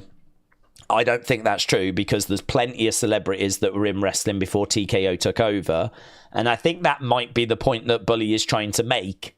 I think he's trying to have a go at those people that don't know that there was celebrities in wrestling before TKO. You know, maybe there's people that have only been watching a few years or haven't had a chance to dig into wrestling history yet.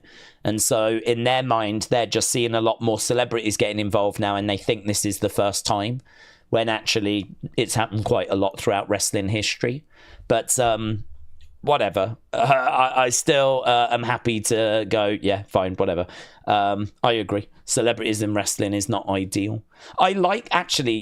It's a shame that we say celebrities in wrestling is not ideal, because celebrities in wrestling is great. I love celebrities in wrestling, but doing what they're famous for, you know? Like, if you're famous for being a singer, then sing. That's what you're good at. Like, that is what you have become famous for. You're not famous because you're an amazing wrestler, Jelly Roll, right?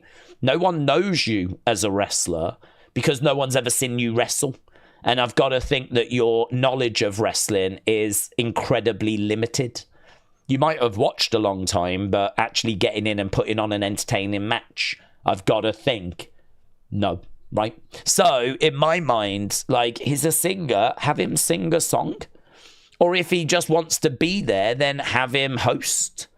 But yeah, this kind of notion that a celebrity can get in and do what these people have trained years to do and have gained like loads of experience to, like, you know, this is a craft. You don't just get in there and do it. It's something that you work at, and it's a craft. It's an art that you hone. It's a skill set that you develop. The idea, it's so insulting. It is so insulting. And I don't see how Bully Ray doesn't see that. It is so insulting that people think they can just get in the ring and just do it, and that it's going to be as good. It's delusional. It's delusional. I mean, who would go into an operating theatre with a month's worth of training and go, right, yeah, open heart surgery, I think I've got this. What's your name again? Nurse. Give me the scalpel. Is it a scalpel? Whatever. Give me that thing. We can do this. Come on, here we go. Let's get stuck in, guys. Yeah. Good luck. Good luck, everyone. How about you leave it to the heart surgeons? Yeah, that have trained for flipping years. And it's like, okay, maybe wrestling isn't exactly the same, but it's kind of similar in the sense of, you know, you can get hurt in there doing stuff. You can be killed. People have died in the ring with moves that have got botched and bad landings. People are paralyzed. Look at Big E.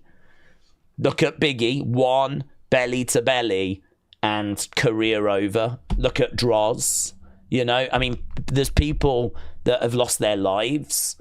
And, you know, I know that those are extreme examples and that we're probably not going to be going down those roads with the celebrities, but there is an element of risk. There is an element of danger. This is something that you have to be trained in. And the idea that you would just get in there and do it and just think that with a month or two's worth of training, you're going to be able to deliver something of a similar standard. I just don't get it. I've never got it. I've never understood it. I don't understand people that defend it. I just don't get it. And like, it's an argument you know, we keep revisiting, and I mean, I'm not really ranting on it now, to be honest, because I think with a rant, I would have a degree of a bit more passion, a bit more fire. I'm feeling a little sleepy because I didn't get as much sleep as I wanted. But yeah, whenever we kind of come onto this subject, like, it's a similar sort of conversation, isn't it? I'm like a broken record, but people keep asking the same question. So it makes me think that they've not kind of caught us talking about it before. So do I think there's an overreaction? I don't know, because I've not seen really the wider reaction. What I've seen are very positive accounts saying, I ain't interested in this. And actually, even after last night, not loads of movement, to be honest. I did wonder if, because that segment was done well. It was done well. It was, you know, entertaining segment.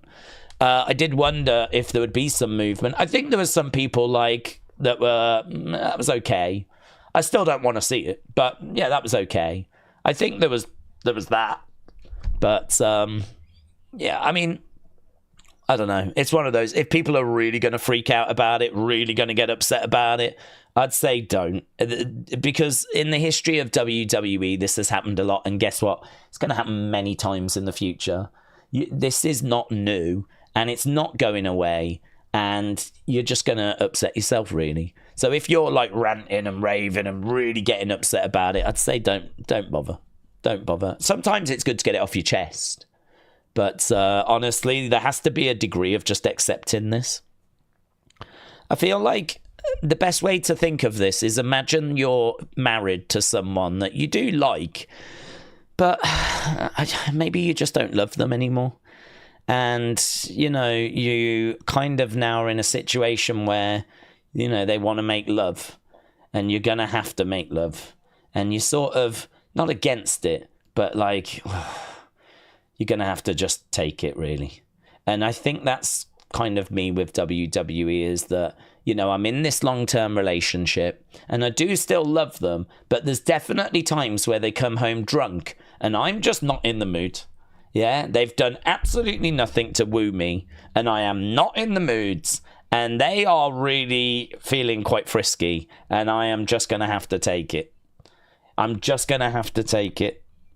I just going to have to lie back and think of England, and I'm just going to have to think about, well, hopefully they'll take me shopping tomorrow and we could get some figures or something, and maybe I'll feel better then. I don't know. So, that is very much the situation. So, I think that's hopefully... Wow, what an analogy, says Rob. It's how I feel, Rob. It's the best way I could explain it. Sometimes analogies... maybe I could have cut out the 10 minutes before and just really dialed in on just... Maybe that would be what I do now. I just do analogies. Oh my God, just die. Just flipping die. Daze, what does it mean that AEW was the side woman that you dumped? Oh, yeah, AEW was my mistress. So I was actually having an affair with AEW. I found that WWE was just mistreating me a bit too much. They had this really annoying friend called Pat that they kept bringing back home. And I was like, I don't like Pat. And they were like, but I like Pat. And I'm like, but I don't like Pat. And they're like, yeah, but he's going to come home every night. And I'm like, but I don't like him. And so actually what happened is I ended up cheating on WWE with AEW. And actually, it was quite spicy at the start. It was quite spicy. Really, honestly, some of the things we were doing, illegal. Yeah, illegal. It really was quite shocking. But then I just found that, as AEW got older, they started to get boring. And it just really became missionary, It really just turned... into very safe, boring sort of an affair. And, at that point, I was like, do you know what? I don't think this is really giving me the escape that I'm looking for. And so I just went back to WWE, who did still keep bringing Pat round. Although, thankfully, he seems to have got lost. So that's good, But now they found a jelly roll. And so now they're bringing jelly roll. I mean, look, you can't win them all, can you? You can't win them all. I just, sometimes I just retire to my own room. Yeah. Sometimes I just try to keep myself to myself. And that's just how I get through the days. I think we should probably see like some counselling, some sort of relationship advice counselling, but I don't know. Let's see how this weekend goes. Phantom67 said, I'm watching AEW first just because it's so effing long, said Phantom67. Phantom67, shout out to you, my friends. I hope you enjoy your AEW. Why are you not watching All In, said Max. Because I don't watch AEW. I haven't watched it since December 2023. So actually, it would be a little bit strange if I was watching AEW.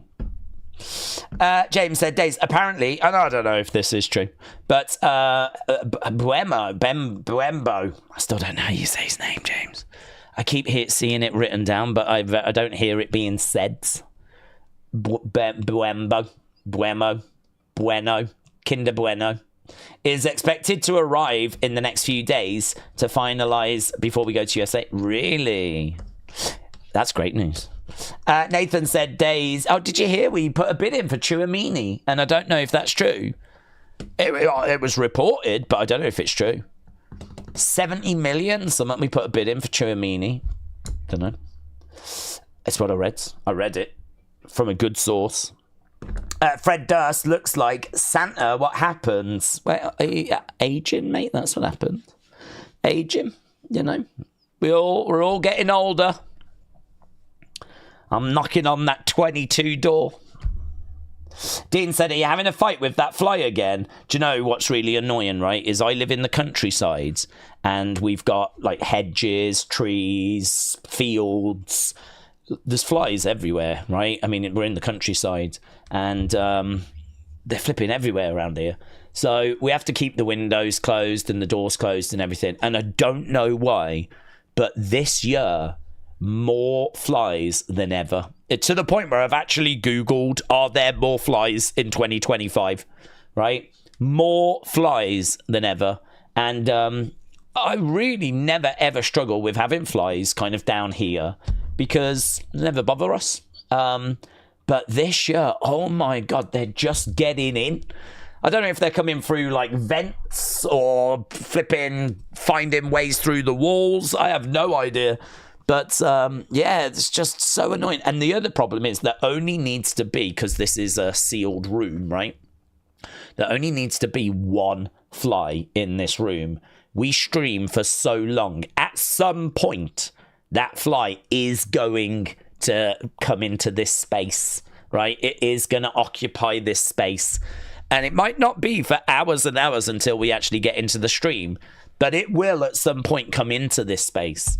And that's, do you know what I mean, when it becomes annoying. So it's normally just like a fly, right? One. But I might not see it for an hour. And it'll go away and then it'll come back. And then I'm like, right, where is it? Oh, my God.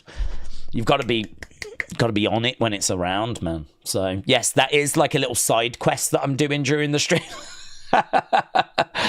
That is a side quest that I'm doing. Oh, and when I say sealed room, I mean, I don't mean the big window behind me, obviously. They're probably getting in that way.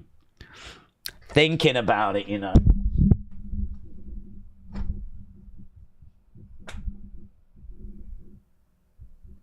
I forgot that was there. It's probably through there they're coming in, to be honest. That's on me. That's on me. That I actually thought I'd brick that up.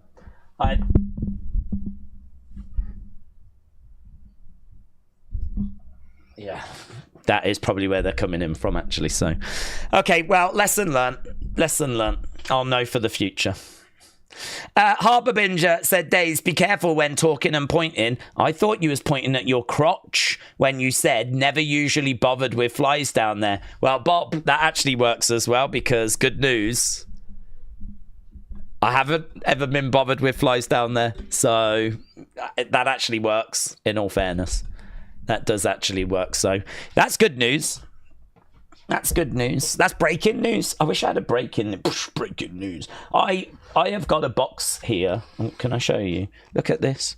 This has lived next to me now for about 3 years, and it's got all these buttons that you can push, and they'll do anything. I could have images pop up, sound effects playing. You could even press a button, and then it'll give you a whole new menu. Press it again, it'll have a new menu. I could have endless sound effects. Endless. Just press that. Let's go to my James Chadwick insults. Go there. I could have them all here. James is a little girl.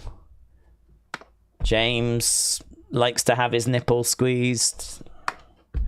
James is a loser. You know, just have them all like, you know what I mean? And then like press again and have, you know, crowd noises or something, and just kind of go through. So, but I do nothing with it, as you can see. Flipping do anything. So that is another job that I need to do. I could have breaking news, you know, things like this. God, these streams could be so good. They could be so good. And they're not. They're just not. They're just not.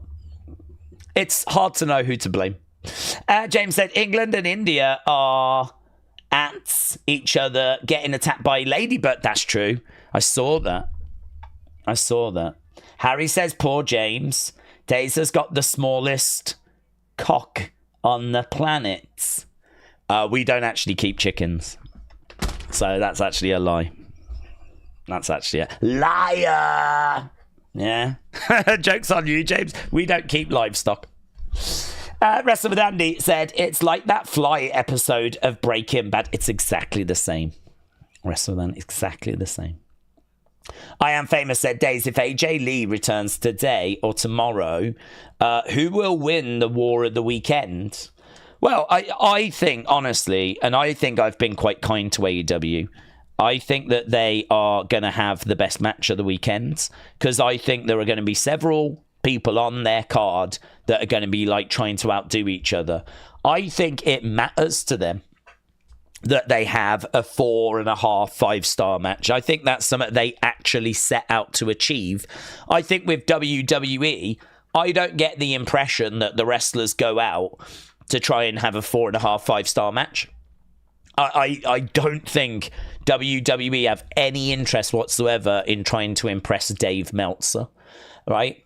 I think that they are going out there to tell the story that they want to tell, right? Obviously, each match has had a build, and sometimes those matches kind of play into that story, like outside interference, you know? And we were just saying about how Izzy has got Tatum. You know, I don't think Izzy and Sol Ruca are going out there to have a 5-star match. I think they're going to go out there to have a good match, and, you know, hopefully everything that they've got planned, they nail. And hopefully if everything they've got planned and they nail, hopefully that comes across as being a 5-star match. But I think it's more important to them that they tell the story that they've got to tell, which I think is probably going to be something like Tatum helps Izzy Dame win, and Izzy Dame then turns on Tatum or something along those lines, yeah? And I think that's the focus for that match. So I don't get the impression that the wrestlers are really given the same sort of freedom that the wrestlers in AEW are given, because I think the wrestlers in AEW are told to go out there and put on the best match possible. And I think they are trying to outdo each other. And I think there is a real focus on the match quality. And I don't think that's the same in WWE. I just don't think it is. Otherwise, I think you would see match quality on Raw, SmackDown. I think it would be much higher than what it is. So I think that for me, the best match probably, I will not be shocked if the wrestling universe agrees that the best match this weekend was blah, blah, blah versus blah, blah, blah at All In. But I think WWE is more focused on getting the headline.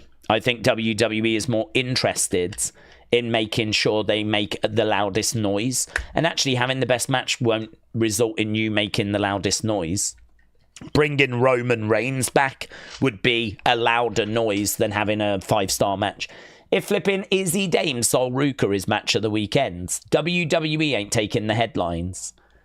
If they bring Roman back, they probably are. If AJ Lee comes back, they definitely are. And so, you know, I think WWE looks at wrestling that way. I think it looks at getting the headlines. I think it looks at moments and shocks and surprises and swerves. And I think it looks at story. I think it looks at that more so than can we have the best match of the weekend. Make no mistake about it. They are also, if they can, going to try and put on great matches. Yeah, I mean, you're still going to get great matches out of WWE. We've still had great matches this year. But, I don't know, consistently, it is AEW that I think put a bit more focus on that. Right, with that being said, with WWE now roundly trashed, let's go over to Netflix. And if there is any NXT talent watching this, yeah, prove us wrong, you cowards. Yeah, prove us wrong. That's what we're saying about you. We're saying that you don't care. Yeah. None of you care about putting on incredible matches. So, prove us wrong. See what I did? Guys, I'm subconsciously, subliminally making NXT even better. That's what I'm doing. Because now all the NXT people will have seen that and they'll be like, we'll show them. Yeah? Here's Trick Williams. Right, let's go, kings and queens. Let's go. TCFOT Dub said, Daze, don't kill me. I am just a community fly on the wall. Listen, there's no flies in this community. There's a few rats, but there's no flies. And yes, I was looking at James. AEW NXT. AEW NXT. Right. We are live with NXT Great American Bash. That Great American Bash. We all like a bash, but there's nothing quite like a Great American one. Let's go. Let's go. Right, Blue World Sonic said, ladies and gentlemen, welcome to NXT Great American Bash. And we are about to get the game started. Let's go. Duran, hello, my friends. James said, WWE has always been entertainment. It's a really good point, actually. It's a really good point. I mean, it's in the name, innit? Vince forever has said this is sports entertainment and that the entertainment aspect is, a major factor here. So, yeah. But, I mean, look, there's great matches in WWE's history. Definitely not painting a picture that we don't have great matches. We absolutely do. We've had some this year, of course. With Kevin Owens and Cody, Kevin Owens and Sammy, the women's triple threat at WrestleMania, the men's triple threat night 1 of WrestleMania. Like, there's been some really good stuff. That SmackDown men's tag match, the ladder match, that got so much praise. Like, there has been some incredible matches this year. But my guess is that AEW have probably had more this year than WWE. Suppose it depends who you ask, really, doesn't it? I asked Dave Meltzer, and Dave Meltzer tells me that AEW has better matches. Discuss. Corey said, Daze, you know who I had lunch with yesterday? Was it One Man Gang?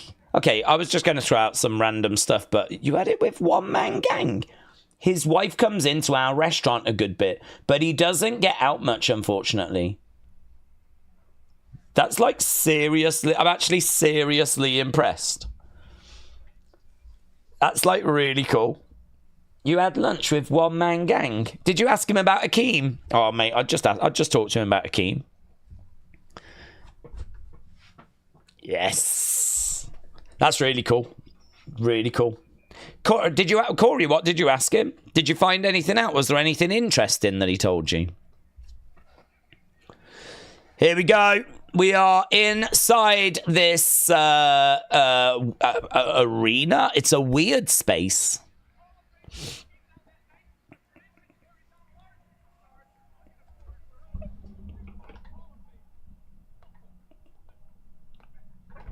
Commentary seems a bit quiet to me, but it could be me.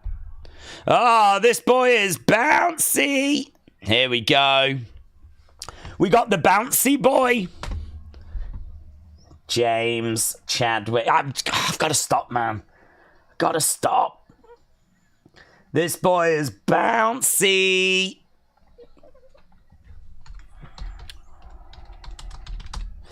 Here we go. Right. Jevon Evans. I would rather watch an AEW weekly episode than WWE, but I would rather watch a WWE PLE than an AEW pay-per-view, said Jayne. That's interesting, but I think we've been very kind to AEW on this stream. That ends now. We've got an NXT logo in the middle of the ring, which I don't think I've ever seen before. I've seen WWE logos in rings, but I don't think I've ever seen an NXT logo in a ring. I mean, that's unnecessary, isn't it? What do we need that there for? In case we forget what we're watching, or it's probably something to do with social media, isn't it? That way, if you see something amazing happen, you'll know what promotion it was. It's probably something like that. It's probably the thinking. Here is Jasper Troy, LFG winner, Chains McGrew, coming out with some chains, chucking them down to the ground.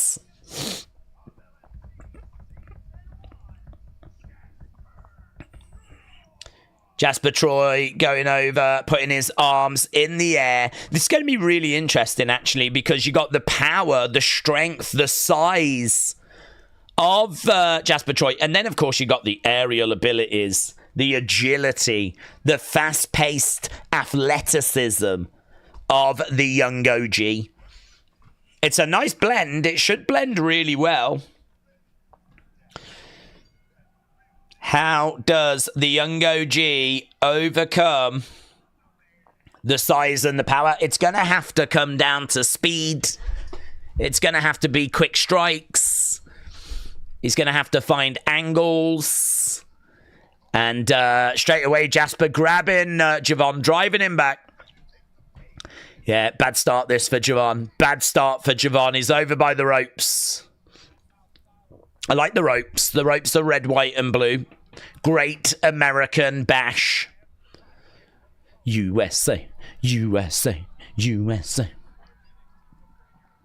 It reminds me so much of the old ropes. Slap coming in there by Jevon. James said it's because he knows I can take the banter and give it back. That is honestly true. I would be nervous of like picking someone out randomly and then them taking it the wrong way. And then all of a sudden there's a big drama in the community. Imagine that. Kick coming in. Can I just remind you, James said I had a small cock. Can I just remind you of that? Yeah? Obviously he was referring to the bird, which is why I'm legally allowed to say it. But that is what he said. Right now, Jasper grabbing Jevon, got him up. Jasper. Oh, drop kick there by the young OG. Right now, we've got Jasper over in the corner. Young OG going round, using the ropes, top rope. Bouncy! No, no, no, no. Throwing in some shots. Okay, I mean, at the moment is on the back there of Jasper Troy. So this is very much like the fly that I'm battling. Right now, the young OG all over Jasper. Jasper going back to the corner. Young OG jumping on the back. Sleeper hold applied again. Locked in. Jasper having to go over the top to the outsides. And that actually gets Jevon Evans off of Jasper. So they spill to the outsides. Jevon picked up, driven into the edge of the ring. And Jevon goes down. Jevon feeling the pain. Anadors said sleep. That's what we do in winter. That's true, actually. Trying to sleep in summer is a flipping nightmare in the UK. Mackenzie said 33 degrees in Cardiff. I always think to get it to the other one, you have to double it and add 20, apparently. Something like that. So if you double it, that would be 66. Add 20, that'd be 86. Mate, that's Florida weather. Jevon goes to the outside by Jasper. Power. Power. Jasper going over the top rope to the outsides. Grabbing a hold of the young OG. Mate, did you hear that thuds? Oh, mate, Jevon just went hard into the edge of the ring and there was a horrible thud. Jasper Troy hurling Jevon into the railing as well. Jevon is down as Jasper stands on him. Jevon selling at the moment, really gasping for breath. Some good selling here by Jevon. Jasper picking up Jevon. He's got him on his shoulder. He's got Jevon on his shoulder. He's carrying him back into the ring right now. What's he going to look to do? Oh, boom! Like that, just hurls him back in the ring. Jevon down, Jasper. He's going to go against the ropes. Jevon is just getting battered, mate. I don't know how Jevon's going to come back from this. I actually don't know if he should. I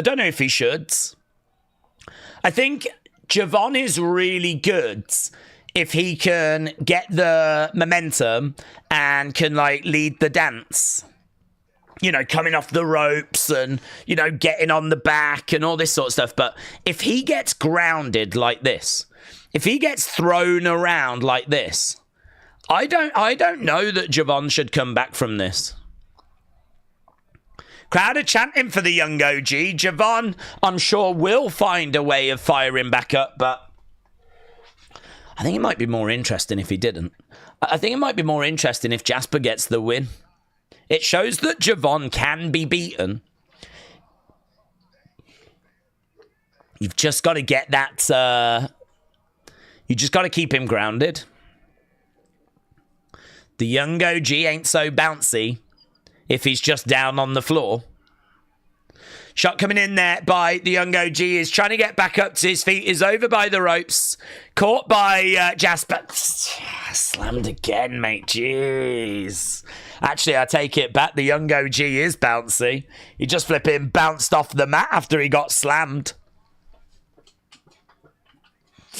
Right now. Oh, shot coming in there by Jasper. Big shot coming back by the young OG, who's trying to find a way back into this match. Superman punch there by the young OG, but Jasper stays on his feet. Duck underneath there by Jevon. Off that bottom rope, round the back.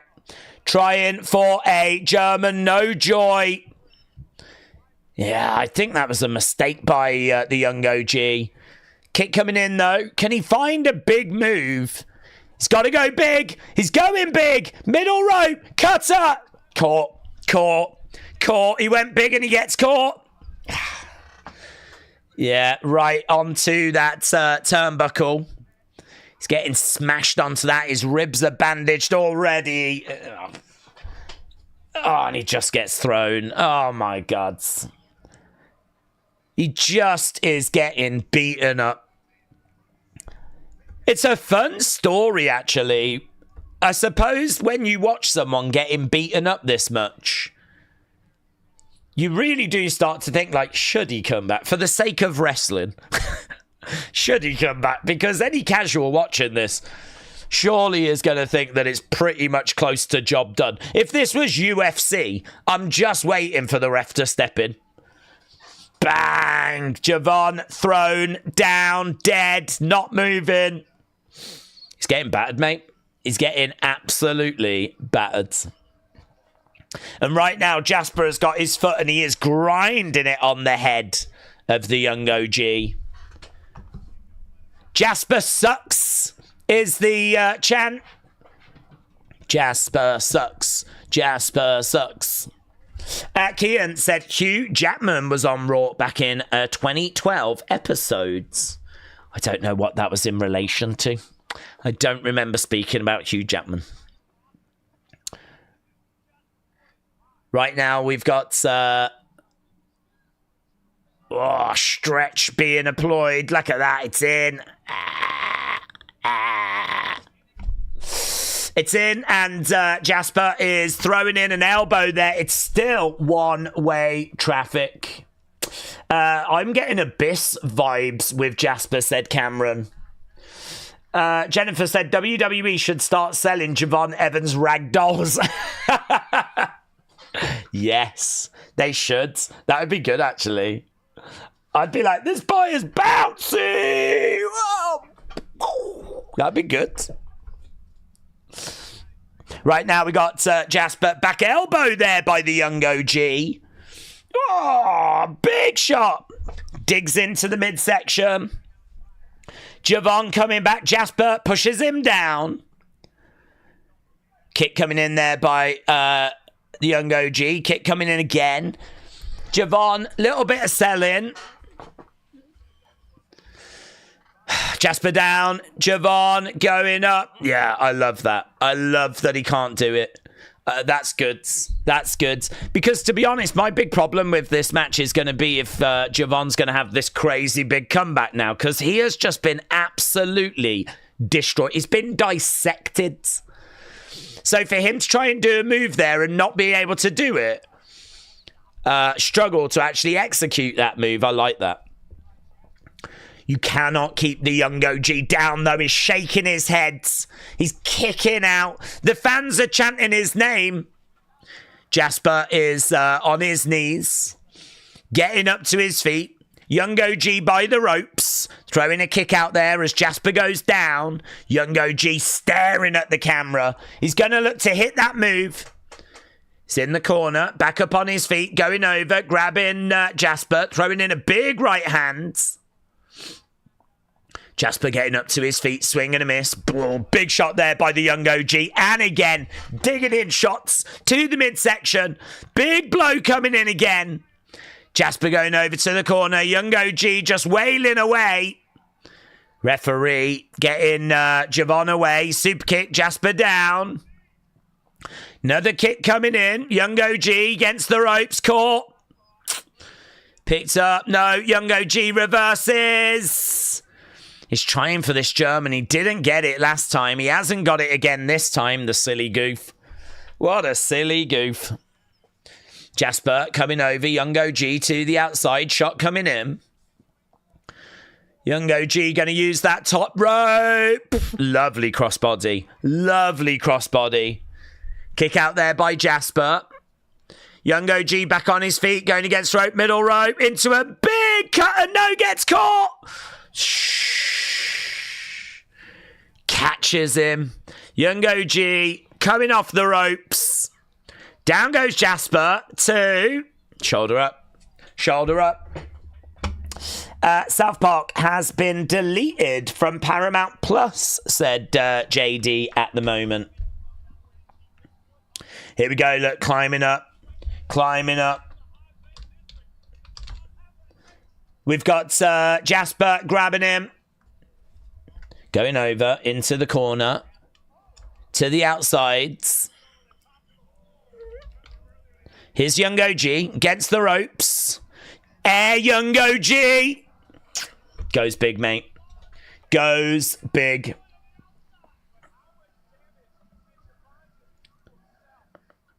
NXT chants.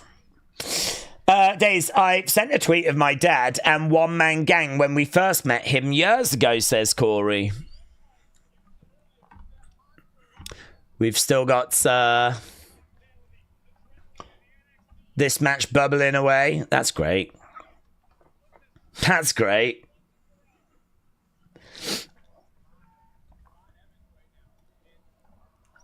Round the back, young OG. Oh, third attempt, and he gets that German. Third attempt. Jevon climbing up. Trying to get up top. Jasper is down. Young OG. Big splash. Connects. 1, 2. Kick out there by Jasper. Kick out by Jasper. Match continuing. I think we might see Jasper on the main roster quicker than we think, said Cameron. Dean said, I really love this show. Daze, I just sent you... Oh, I read that one. Daze, I'm late. What have I missed? Nothing, bud. We're at match number 1 here. Big slam down there by Jasper. Coming in, collides into the young OG. Young OG down. Jasper once again in control. Going against the ropes, picked up in the back, trying to roll up. Jasper, 1, 2, 3. Jevon gets it. Jevon manages to steal that win, and there we go. So the young OG rolling up Jasper to pick up the victory.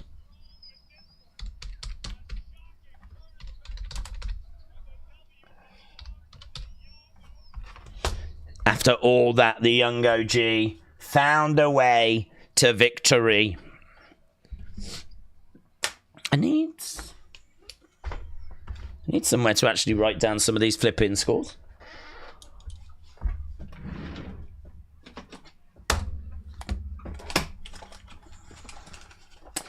Yeah, get your thoughts in. What did you think about that? They're just talking about tomorrow night. Here's Jada Parker.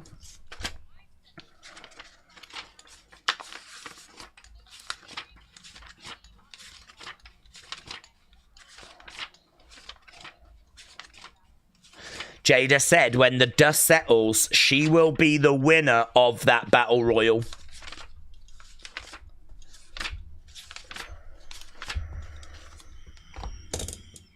Okay, looks like we're going to be promoting Evolution throughout the night. There's Stacks. Oh, yeah, we got that match on Tuesday. The D'Angelo family going up against each other.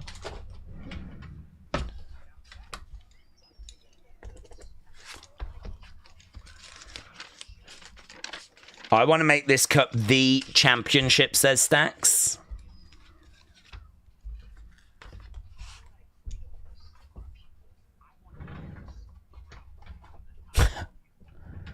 Did he have Santina Morella on that list? He does.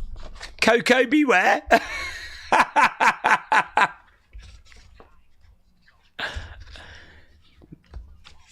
Mike the Situation.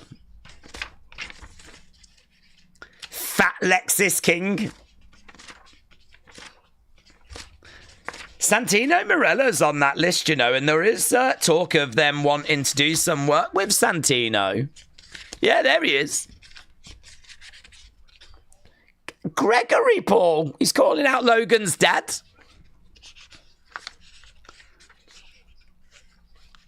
The Birdman. Johnny Saints. That's great. A-Train.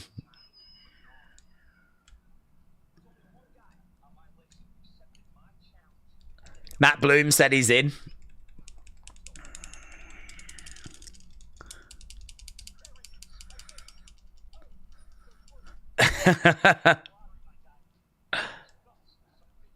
He's big, isn't he, Matt Bloom?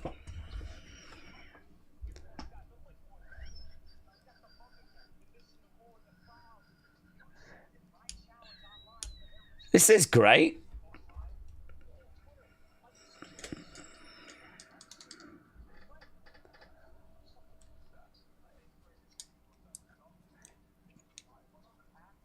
That was not me.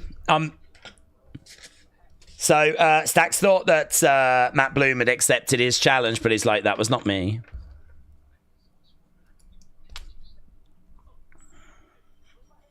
Ah, the Heritage Cup's gone.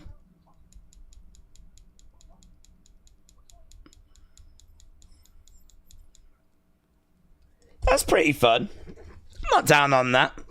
It's not every day you see Coco Beware getting called out. How is everyone's day, said Chris. I think we're doing well, good. But easing our way into the day. Have I missed anything? You missed the young OG against Jasper Troy.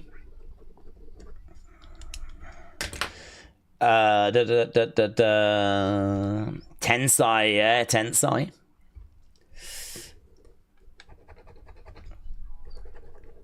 Okay, right now with lots of video packages. Right now we've got video packages for Fatal Influence. We just had a look at a video package for Stacks. I just thought we'd go quite quickly to the next match, to be honest. Right. Who wants to put money on Tony walking out with it next week? Well, do you think Tony will get it, do you? I'm not sure. I think Stacks or Luca. I think I don't know that Tony needs it, to be honest. I think Tony is someone that can't be too far off like the top title. He's been in NXT that long. I mean, does he need a run with the Heritage Cup? Don't know, man. Don't know. I think it's a tricky one, honestly. I'm looking forward to that match. I'm not sure which way they go.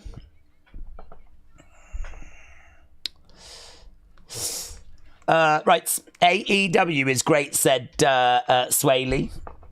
Tyler Bates stole the cup, said Lanzengott.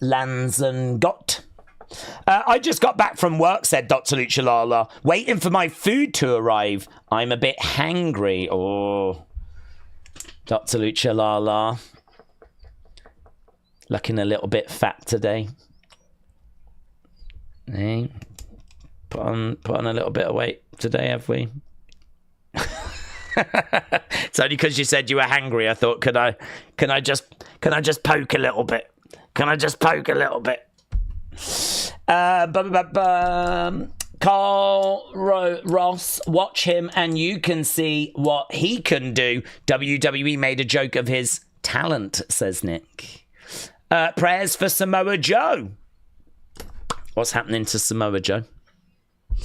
Carla, it's like days. Look, it's all right. I know my limits. I know what I can get away with. Yeah. Dr. Luchalala's like, I do acknowledge that. You see, the joke, I can't see you. So, you know what I mean? You can't get offended because it's not based on anything. Enjoy your foods. Enjoy your foods. Could do with some food as well, said Cameron. James said, I'm always angry and hungry. I could believe that. MJF time, says Pepsi. Oh, no, I don't think so. I don't think. He's not advertised for this NXT show. I'm not expecting that. Edward said, Daze, how are you tonight? My friend Katie Taylor. Friend. That's doing some heavy lifting in it. That is doing some heavy lift. That's like me saying my friend Jevon Evans just won. But we'll carry on. My friend Katie Taylor was the rightful winner. Amanda couldn't touch her yesterday. She boxed so well and didn't look to go to war. She just kept her range and used combs well. Did she? She very good with the old combs, Katie Taylor. I've heard she does two at the same time. Like that. Yeah, I've heard this. She's very good at combs. Right, we have got Zarya and Sol Ruca. We're backstage with Sarah Schreiber, who's got like some horrible spot. It's got a big spot here. Look at that. Brutal. Looks like an open wound.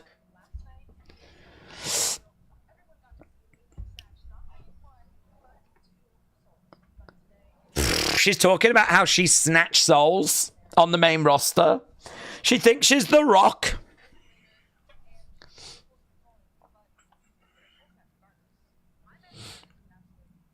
My best friend is a workhorse. Dark State just interrupted the broadcast momentarily.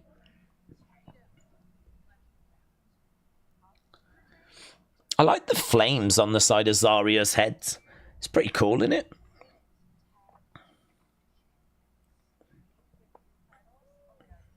Sol Ruca's like, can you imagine me with 3 titles? Sol 3 belts. Okay, here we go. I think we're going over now to the Sol Ruca Izzy Day match. Hell of a gap between these matches. Why is that gap so wide? There's Tatum. There is Nico. There is Sean Spears. There is the Cullen. Tatum gives Izzy a big hug. Nod of approval. Tatum is going to be at ringside. Are we going to see the betrayal today? Do we get it today? I hope so. I hope she leaves Tatum Paxley a bloody mess. I hope Tatum is busted open. Bang! Bang! Down in the corner, blood everywhere. No! I thought we were friends.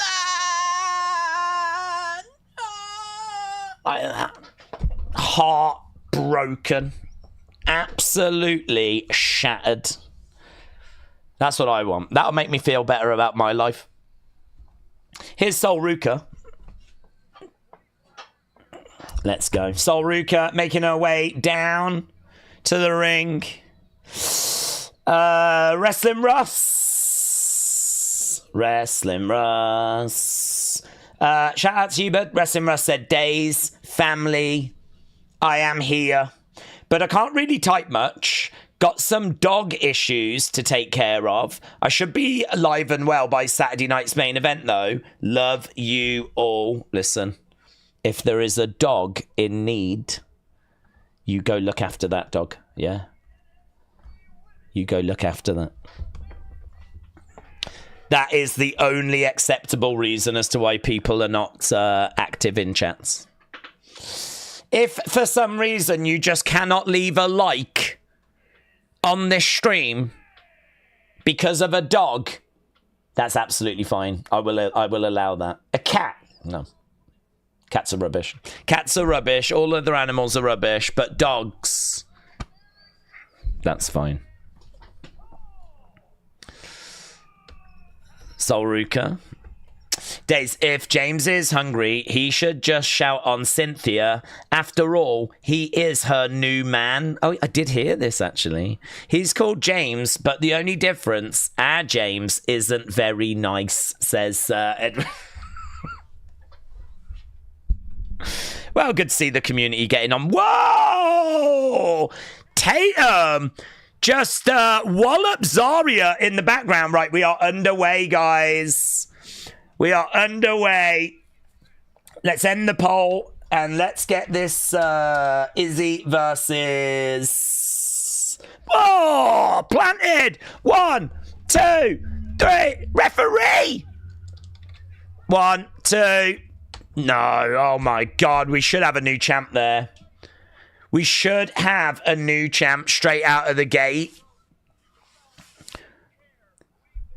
Referee was slightly distracted. Yeah, look, it was Tatum and it was Zarya on the outside arguing. 1, 2. Look, she just gets her foot on the rope. This match, I thought they might... part of me really did wonder then, did they just do all of that stuff to kill a bit of time because this match is going to end super, super short? On the shoulders. Izzy planting Sol Ruca. Kick up there by Izzy. Okay, let's get the score down for Jevon versus Jasper.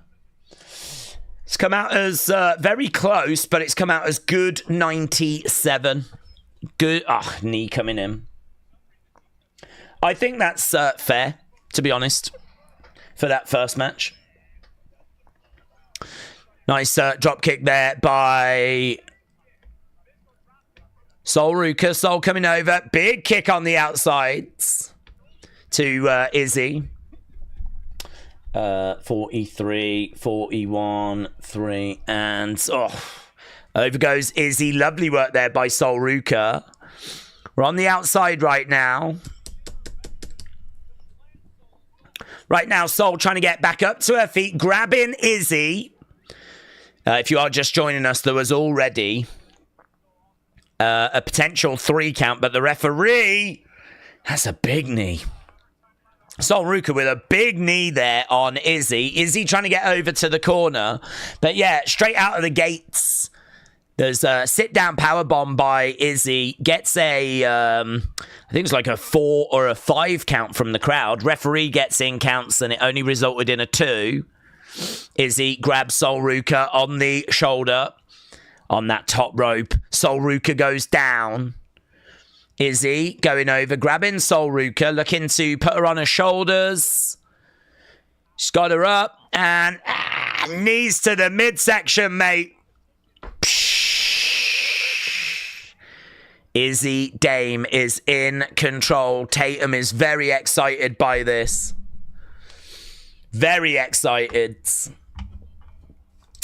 Right, the Wyatts. I call Eric Rowan Big Daddy Cool, a.k.a. Diesel, said Lone Wolf Life.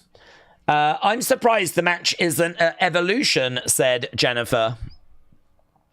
I suppose they needed some women's matches for this card as well. So I suppose it just missed out as a result. But yeah, I agree. They could have done this at Evolution. Knee to the midsection. Going for the pin. 1, 2. No joy. Shoulder.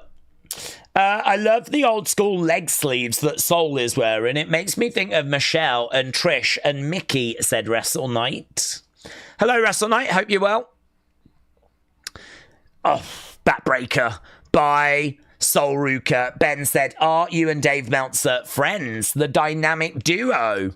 No, he has no idea that I exist. Ball collides into the corner. Sol Ruca going against the ropes. Big knee to the midsection. Roll up by Sol. Kick out by Izzy. Izzy back on her feet. Clothesline. Down goes Sol. 1, 2. No joy. Justin said, I think Sol retains. Let's do a poll, shall we? Who wins? Is it going to be Sol or is it going to be Izzy? This not been a bad match, actually. Right now we got Izzy with a knee in the back of Sol. Sol trying to find a way of getting back up to her feet. Crowd are involved. Izzy coming over, back elbow there by Sol. Izzy goes down, and again, Izzy goes down. Sol picking her up, no joy. Against the ropes goes Izzy. Big boot, huge. Izzy, 2. Oh, oh, oh, that was huge. That was a huge boot. Oh, that was right in the face. Jeez, Sol Ruca did so well to kick out of that. Everything about that sequence was really good. Izzy, I really like how Izzy is looking around at the fans right now. As the fans are right behind Sol Ruca. Big boot coming in there by Izzy. Izzy goes down by Sol. Izzy coming over and again goes down. Clothesline against the ropes. Sol Ruca's ring gear is kind of falling apart a little bit. She goes over in the corner. Chris said, afternoon all. Shout out to you.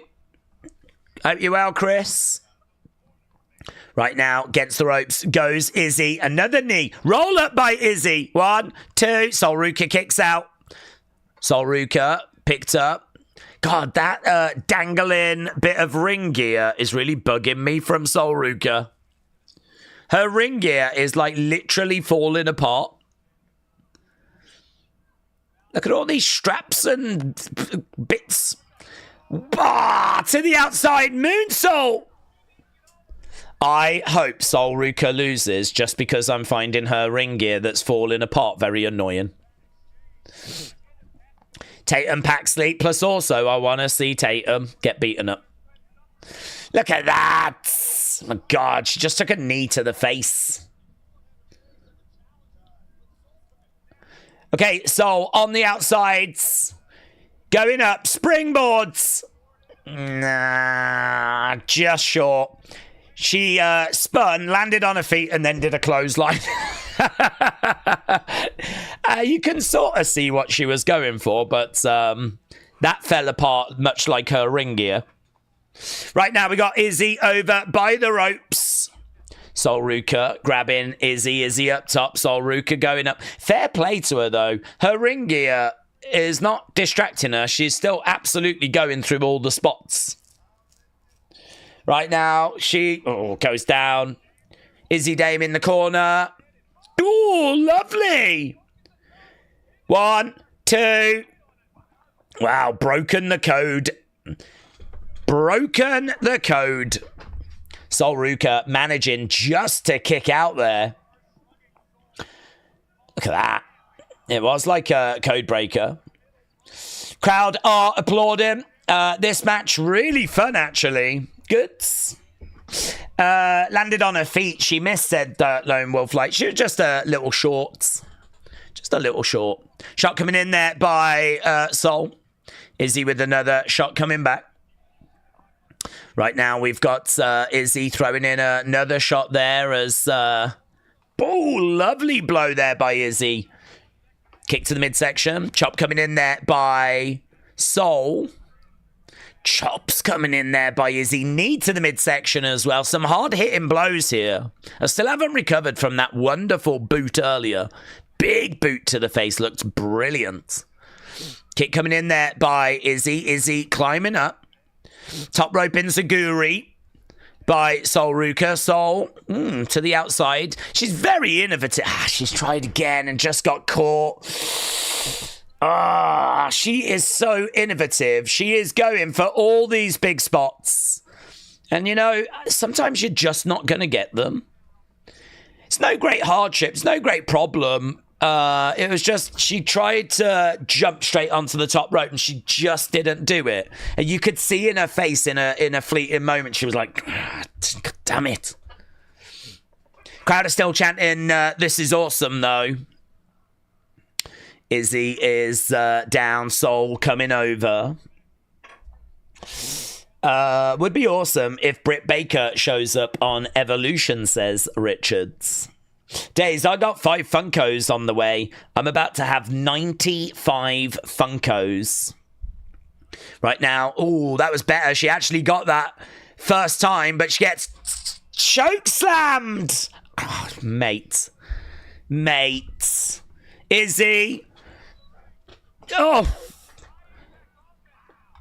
by the ropes. 1, 2, kick out. That move that Izzy does, it's so hard to know who's getting the worst of it.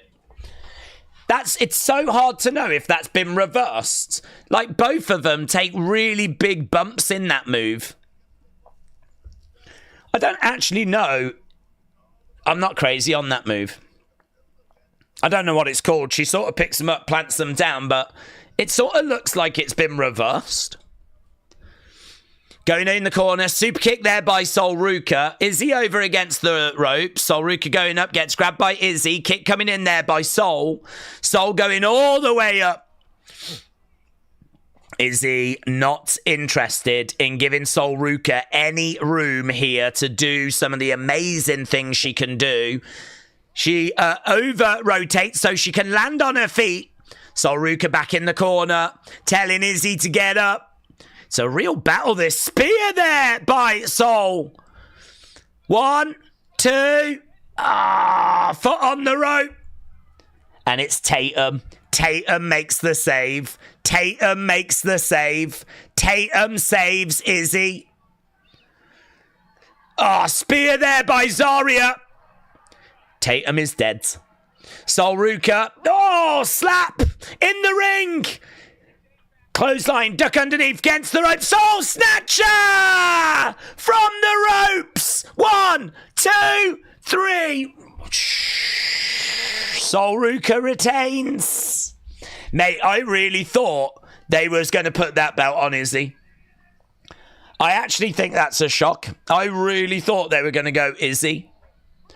I thought Tatum would help Izzy, but it's not to be. Tatum did try to help Izzy and actually did get her foot on the rope. But unfortunately, Izzy had her soul snatched. There's no coming back if your soul gets snatched.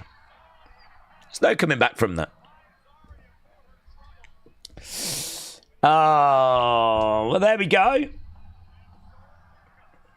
Soul Ruca with the Soul Snatcher retains that championship.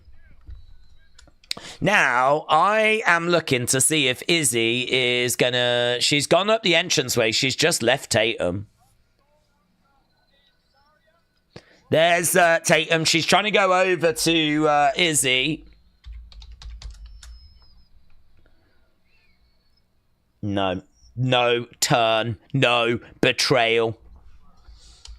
It waits for another day. No betrayal today, kids. Oh. No. Well, little off in a couple of places. Nothing drastically wrong. Overall, a fun match. But, yeah, be interesting to see how people score that. Get your thoughts in. Brony said it feels early for them to split Izzy Tatum. Didn't they just join 3 weeks ago? Yeah, but if they did it so that Izzy won the title, that would be purpose served, wouldn't it?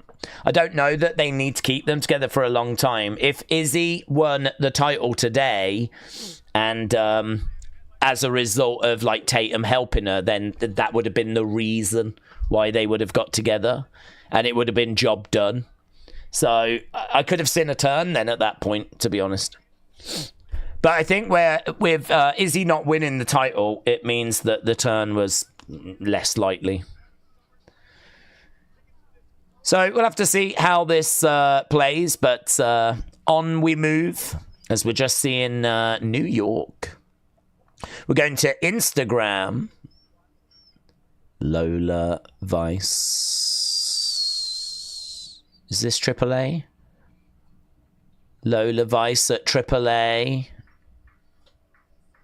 I didn't even know there was a AAA show on last night, but there was. I don't remember them really advertising it. Decent crowd, though. Look at that. That's a good crowd.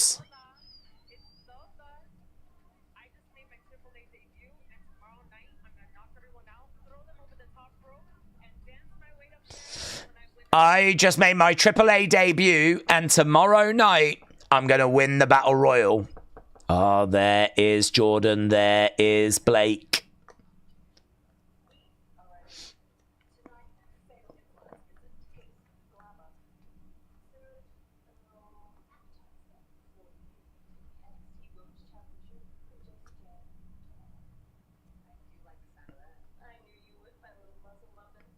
My little muscle muffin. Okay, is that going to be our next match? Or are we doing this? We've got Ethan and we've got Ricky. Falls count anywhere. This should be so good. I don't know what's next, though. I think it might be that one. Right. I like the pairing of Izzy and Tatum. It reminds me of when Alexa and Nikki first got together. Everyone thought Alexa would turn on Nikki, said Steve. Daze, my muzzle muffin, you are a good person. Edward, my boxing beauty, shout out to you. Glamour is forever, Blake says. Mr. Iguana out there living his best life, the lucky green. Beep, says Rob. I am becoming an Izzy fan, said Lanzengot. I like her character work and her in-ring work keeps getting better. I agree. I like her. She's good. She's good. Trini said, hello, lovelies. Trini, hello. Shout out to you. Brony said, I'm really glad that we are getting character development from Izzy Dame. She's really grown on me these past few months. I remember when Kiana got called up, I was worried that Izzy would struggle on her own, says Brony. I still would rather see Tatum with Gigi, said Jim. Hello, Jim. Hope you're well, buds. That is one hot female in Lola Vice, says Kader. So we are just seeing a video package right now for Ethan and Ricky. Jim said, negative one showed up at Supercard was cool. He really has gotten tall. Soul is such a good wrestler, said Porky Pig. They need to draft her to the main roster ASAP. Soul picked up the win and retained the NXT Women's North American Championship rank A-. It gets a Drake score. Yes. Could you imagine Mr. Iguana versus Santino Marella, said Carl. They did sort of do something like that last night, didn't they? Well, I think were they on the same team, but there was a moment where the Cobra accidentally knocked the toy on the floor. Yeeka or whatever it's called. Yeeta.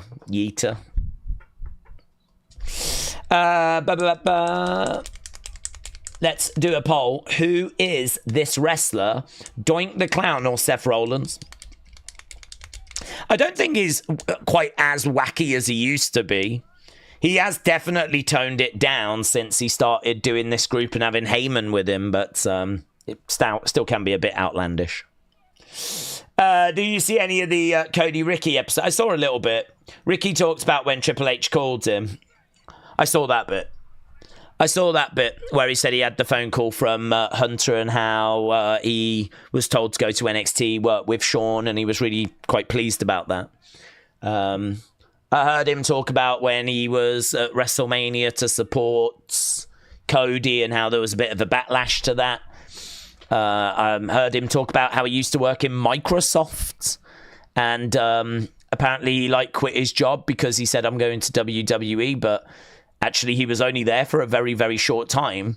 And so he had to go back and be like, I'm really sorry. I didn't mean what I said. My dog died. I just wasn't really feeling right. And he said, I didn't even have a dog. So it's kind of funny to think that, the career that this guy's had, you know. You only see them, really, at this point, where they're sort of on the verge of making it big. But you don't see the 10 years before, 15 years before, the journey that it took to get to this point, you know? A lot of hard work, a lot of miles gone in to get in this guy to where he is. But the future looks very, very bright for Ricky Saints. Dun, dun, dun. Yes.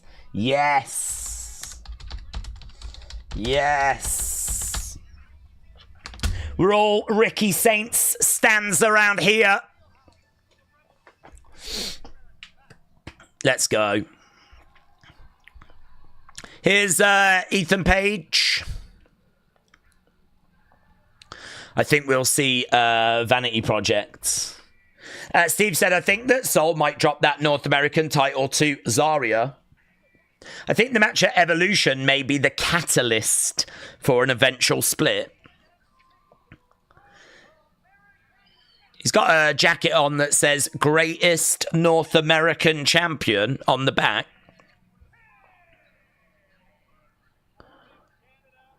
So, Ethan, in the ring, best match is underway. Big shots coming in there by Ricky. Against the rope, stuck underneath. Ricky against the rope. Spear! Big spear. Big spear. Knee coming in. Over against the barricades. Goes Ethan. Right now, boom! Kendo shot there by Ricky, and again. So, falls. This is falls count anywhere, isn't it? To the outside in the barricade. We've already had Kendo stick shots, and actually Ricky going over this railing, going into the crowd. Referee was right in there to check everything's okay. There's nothing soft around there to land on. Big shot by a trash can. Right now, Ethan and Ricky battling in the crowd. Shot coming in there by Ethan. And again. Shots coming in by these guys going up the steps. And another big blow coming in. Could you imagine a world where celebrities weren't in WWE and how boring it would be? It's clear that they're only popular because of celebrities like Jelly Roll, Bad Bunny, Logan, and Cardi B, says Brony. Right now we've got Ethan in the crowd as Ricky comes over. Another big shot coming in there by Ricky. Yeah, this is pretty good, man. They are actually fighting in amongst the crowd. Like, the fans are having to get out of their seats. Oh, Ricky, look at Ricky. Walking on the railing. Boom. Look at this. It's good, actually. We're really fighting around this arena in the crowd at the moment. And we're actually going through a door. Ricky has a little look. Oh, this is good, man. This feels like a video game. We're actually going into some back rooms now. You can see the bar, trash can, being used. So you can see some fans around. We've got like an ATM. And we got the foyer. You can see out into the streets. Yeah, this is cool. This is cool. This is like a video game. I love it when the action kind of spills away from the wrestling ring, because we don't do it that often. Look at that Boston Crab. Look at that. It's really in as well. Falls count anywhere. But Ethan lets it go. We did just get a little glimpse there of the merch stand. So you can see some of the merch setting up for something. He's got Ricky up. He's going to drive him into that pillar. He's got him up. Ego's edge, no joy. Ricky, bang, reversed. There's the merch stand. There's the bar. Another shot coming in there by Ricky. And again. Ooh, big blow. Big blow. Grabbing him over by the bar. Into the bar. Right now, Ricky grabbing Ethan. Setting up for neckbreaker or something. No joy. Big shot coming back. We're going over by the merch. Over by the merch. Picks him up. Merch table. Oh! Big spot. Big spot. Right through that merch table. Oh, we can perv as well and see what we would buy if we were there. They might have like signed posters. I would definitely buy one of those. Great American. Oh, that Ricky Saint shirt is nice as well, actually. That Ricky Saint shirt is nice. Right now, we're going back into the arena. Oh, chucks him into the wall first. Daze, it was a thunderstorm bad for me earlier, says Brony. As a result, the power went out, but I'm thankful for these streams. Otherwise, I would have FOMO, said Brony. Oh, into the ring steps. Brony, shout out to you, buds. Well, I think this match has been quite fun. I think if you're going to have Falls Count anywhere, I really am looking for you to go everywhere. Otherwise, what's the point? So I think them actually going off into the crowd was really fun. Crowd is saying, we want tables. Right now, though, it's Ethan that's in control, and he's putting a chair over the head of Ricky. Ricky going into that ring post. Ricky goes down. So right now, Ricky really struggling. 1, 2, kick out there by Ricky. Right now, Ethan chucking a chair back into the ring. Yeah, that chair around the throat, around the neck of Ricky Saints as he gets driven into that ring post. Right now, we're still on the outside of the ring. Shot coming in there by Ethan. Right now, going under the ring again. Having a little look. We've got a chair. The crowd wanted tables earlier. No sign of any tables at this stage. Uses that chair, but Ricky moves out the way. Ethan actually hits the railing. Oh, fire extinguisher. Classic. Everything is legal, says Vic Joseph. LSW, do you care to explain yourself? What's happening? What is happening? Has he shown his true colours? Into the barricade goes all ego. We've got loads of weapons and bits over there. Look, like a table that's got like, what's all that faff that's on it? That stuff's not normally there. Oh, dude, he's actually getting a railing. Is detached a railing. He's actually, dude, you don't see that, do you? He's chucked a railing on top of Ethan.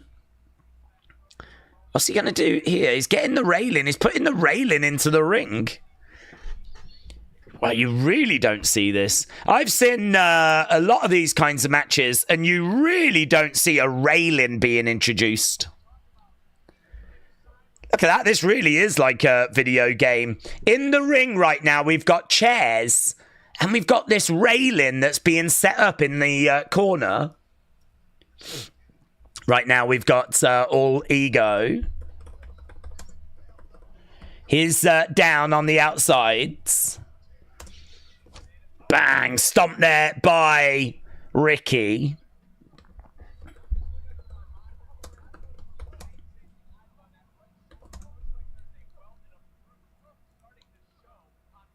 So Vic said there looks to be a big bruise on the right shoulder of Ricky. I've not seen that yet, to be honest, but Ethan picked up no joy. This railing set up in the corner. It's Ricky. Oh, there's going to be a spot with this railing. It's going to be sick. Oh, drives him into the corner. Chop coming in. We've set that railing up for something big.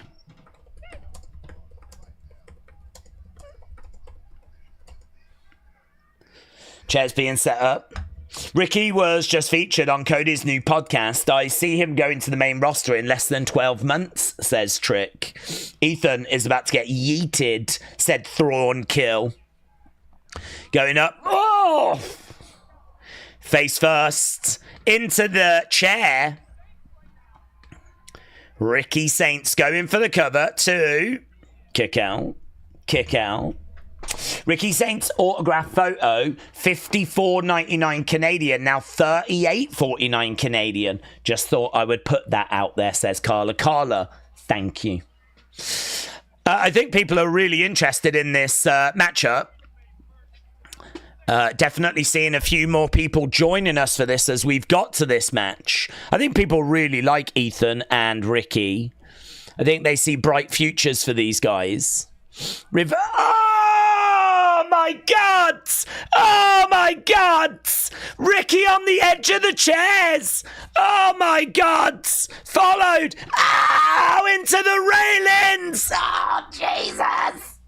1, 2... Oh.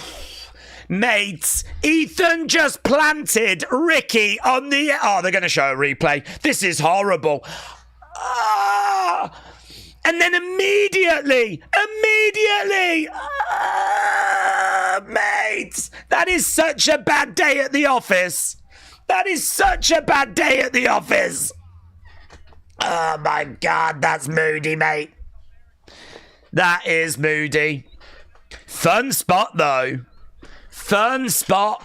A couple of fun spots. Do you know, when he hit the top of them chairs, he was sort of like that on them. Like, there's a moment where he's actually on them. It wasn't like a glancing blow. It wasn't that he was planted on the top of those chairs and he sort of brushed them. No, he was like... I'm going to use the word impaled. He was impaled on them. Oh, it was horrible. Horrible. His poor back. Good spots, though. Good spots. Shook off any cobwebs anyone might have, what with this being earlier than usual. We've got even more chairs set up. Railing is all bent and battered. Chairs have done all right, actually. They've held quite firm. Right now, Ricky with, look at this, biting away. Going down, looking for a power bomb. Power bomb onto those chairs. I think the other chair spot looked better. Going for the cover. 1, 2. Kick out by All Ego. Dude. Still a great looking spot. Some of them chairs are battered. Crowd are chanting, this is awesome. And yeah, some of these spots are really good, man. They are putting it all out there. We're going to the backstage area again. I don't know where this leads to, but is this like more behind the scenes? Is that Jasper Troy? Dude, Jasper Troy was just back there. Into the wall goes All Ego. This is so interesting. We're sort of seeing like in the changing room area. Going over. We're in some sort of room. What's Ricky doing? Bang! Swinging off a pipe. Kicks Ethan Page in the face. Shot coming in. What's he beating him with? Is that some sort of shoe? It was like a flip-flop. Right now, again, we're going into... Oh, he just knocked into Jasper Troy. Oh, planted! Jasper Troy with Ricky Saints. Wow, this is just like a video game where you go backstage fighting and there's like another wrestler there and now that wrestler's got involved. Oh, mate. Fun. Goods. You could expect this is a little hot right now. Right, he's got another chair in his hands. I wonder if anything will come of that Jasper Troy thing. I'd imagine that'll set a matchup for the future. Ethan going to the outsides. This show has been going for about an hour and 8 minutes so far. Here we go. Ethan picking up. No joy, Ricky. Oh, planted. Reversed. Planted. Ricky trying to come over as there's Ethan. Ricky going over. DDT. Tornado DDT on the entranceway. No joy. Kick out. Their backs are going to be screaming tomorrow, said Blake. He hits Ethan with a chair, said Wrestling Fan. Great match, said Stephen. Jasper Troy getting involved, said Wrestling Fan. Noctivux said the deadly flip-flop. The deadly flip-flop was used. Okay, right now we're over by one of the cameras. We're on an entrance, part of the entrance stage. Back body drop. Oof. Do you know, there's nothing but hard stuff like around. I mean, like, there's no mats or anything there. Right now, Ricky. I'd imagine this match hurts, you know. Big spot. Shoot! Oh my God, he threw him! He actually threw him! Psh! Ricky Saints! Oh man, that might be it. 2. And it is, you know. Ricky Saints hurled through tables. Psh! That was huge. This match needed a big finish after everything that we had seen. And yeah, man, they delivered it.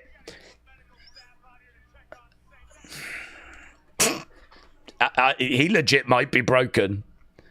After everything they just went through with railings and chairs and backstage segments and... Look, we're having a look at that. Look at it!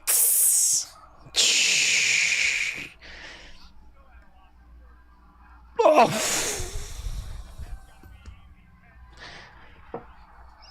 He just got thrown like a child.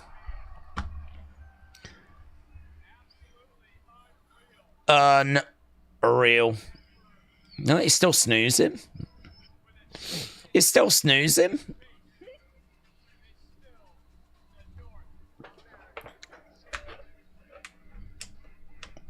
There we go. It's a win for All Ego.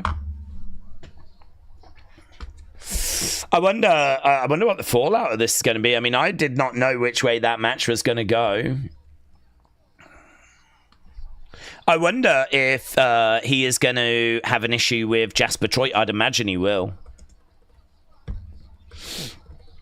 Maybe he can make the argument that if Jasper Troy doesn't get involved, he could go on to win that match. I don't know that that's true, but...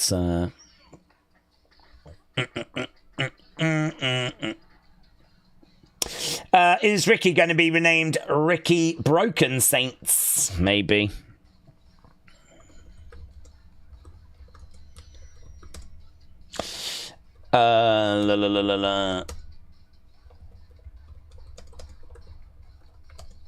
Okay.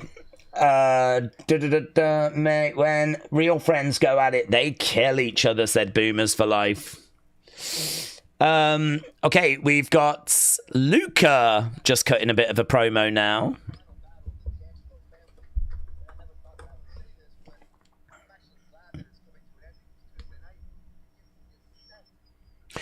Tuesday night begins the ascent of Ruca Crucifino.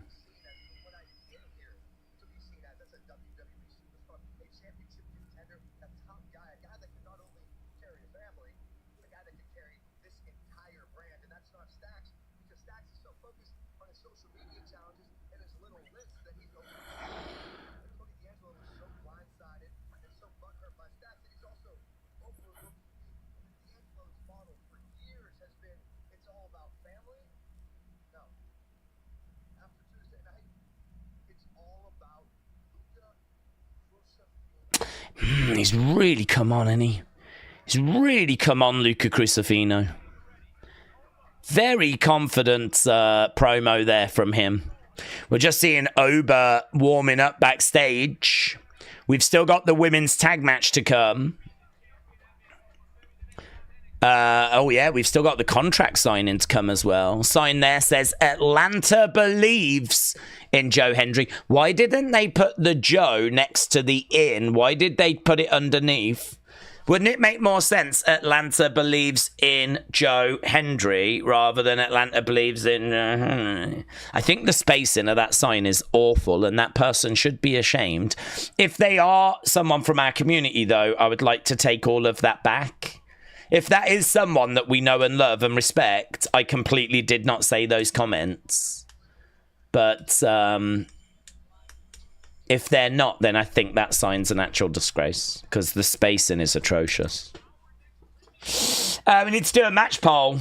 We do need a match poll. Let's do that now. Let's do that now.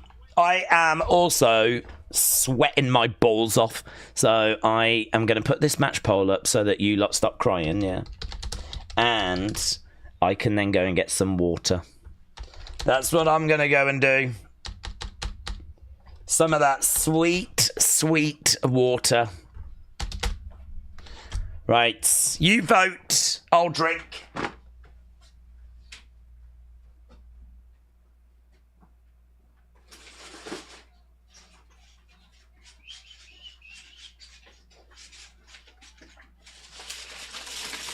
Yeah!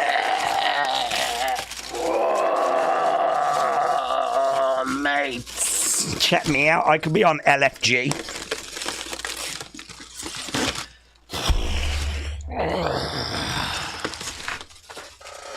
One-handed, mate.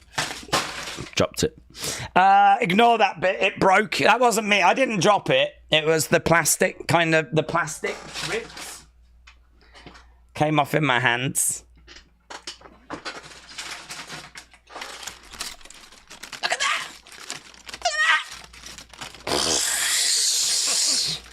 All day. All day. Yeah.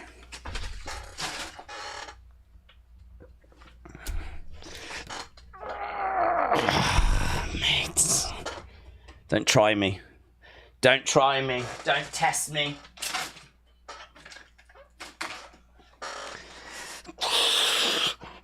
They call me the Mountain. Yeah. Because I just sit here and I don't do anything.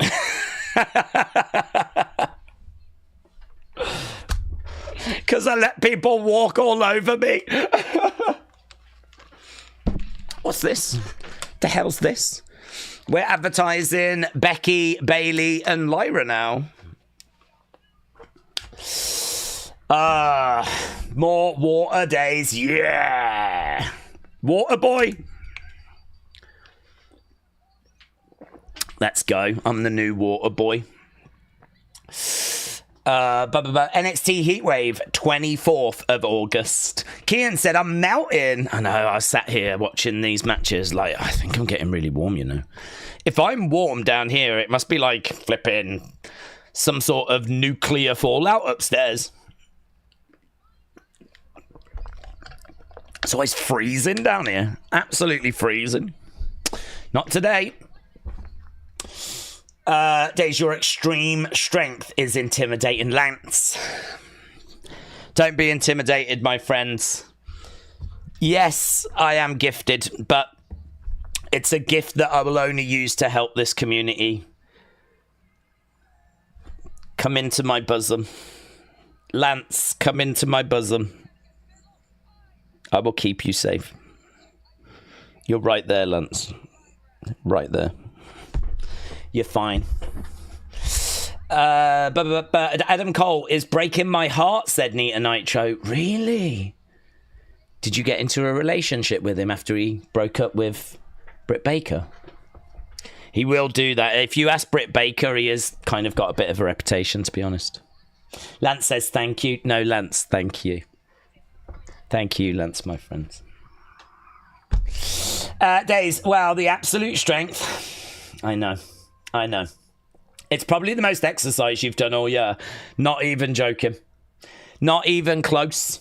That is by far the most exercise I've done all year. Anna said that went weird. Well, I'm sorry you feel that way, Anna. I think actually it's jealousy. Yeah. I think you saw that Lance was right by my bosom. And actually what's happened is jealousy has reared its ugly head there, Anna. And you're like, oh, this is weird. I don't know how I feel about this. Oh, it's so weird. But actually you're like, I wish it was me. I wish that was me. That's you, Anna. That's what you're thinking right now.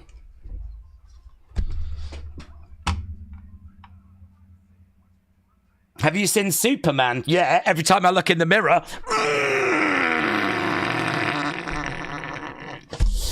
Back. Let's go. No, I haven't actually. Egyptian pool boy said, I will try and do that in front of the ladies. Let's go. Here's Ava. We're moving on, guys. We are moving on.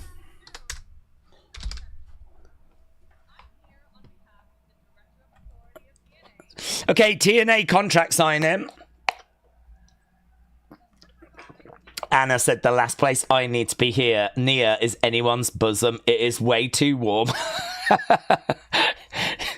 It's a really good point, actually. It's a really good point. Have you seen that Ava has got a necklace with a lock and then she's also got a key? What's that about? I would not be able to have a conversation with her without thinking throughout the whole thing, does that key unlock that lock? That's all I would be thinking. And it would actually get to the point where I would have to say, sorry, Ava, I know we're talking about me coming in as a strongman to NXT, but can we just park that for a second? Does that key unlock that lock? Because I really do need to know. It's not urgent that you answer it like straight away, but if I could get an answer at some point, you know. Very distracting. Here's Mike Santana in the ring, and he's been brilliant. If there was a Mike Santana match announced, I would be excited. There we go. Mike Santana is in the ring. He's got some thick chains on as well. Here's Joe Hendry. I don't think he'll be wearing any chains. Joe Hendry is on the entranceway. He turns around and he is chainless. He is chainless. May by Dawn said, good evening. Did you see that when Ruca flashes the camera, her private parts? No. I didn't see this. What, during the show she just went... I would have noticed that. May by Dawn, I would have noticed that, mate. I know I do look at the chat and like read out chats, but there is an inbuilt mechanism where if that had happened, my brain would have gone, look at the screen now. Look at the screen now. So I don't think that happened, to be honest. But I believe in Joe Hendry, said Kader. Noctivux is waving, but I don't know who to. Wendy Lucho believes in the water boy. Love Santana, said Noctivux. Made by Dawn said it was lower part. What, she went like that? No, she didn't. She did not have a match. And in the middle of the match go. I mean, do you know what? It is quite hot, in all fairness. Perhaps the old lady garden needed airing. But I don't think that she would do that on during an NXT show. Look at Twitter. Christopher sent you something, says James. Okay. Well, that trick. I'm still riding with Trick. I'm still riding with Trick. WWE has brought back a Brock Lesnar Beast flannel shirt, and they're selling it on WWE Shop for the first time in 15 months. I would say that's interesting. A lot of the times, like, you know, there'll be a picture of Brock and or something like this, or Brock will get mentioned or something. I don't really buy into that. But someone's had to get that authorized that they start selling Brock Lesnar merch again. Yeah, I think that's interesting. Part of me is like, did they just find a box? And maybe they're like, should we just sell these and get rid of them? But maybe not.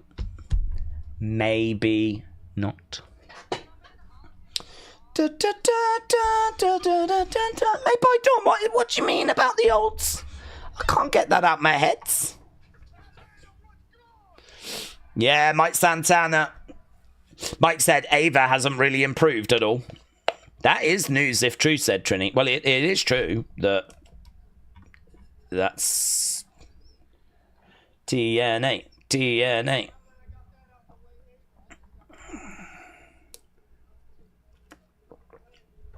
No Brock Lesnar outfit is complete without this Beast flannel shirt. Show everyone you're the Beast incarnate. It is a cool shirt, actually, but do you know what I mean?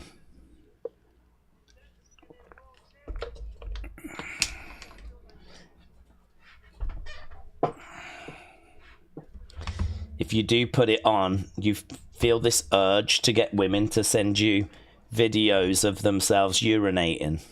So it's probably not worth it. Probably not worth it. Allegedly.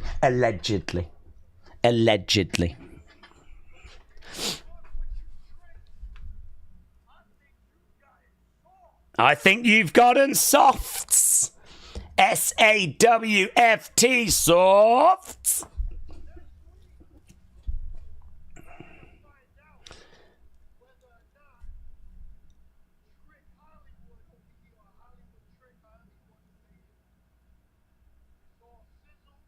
We're going to find out next week if Hollywood Trick is all sizzle.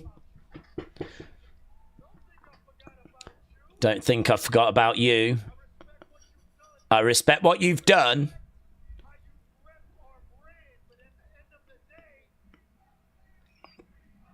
Crowd are chanting, we believe.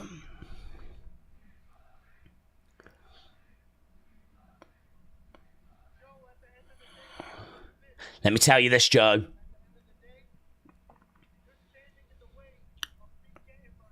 You're standing in the way of me getting mine.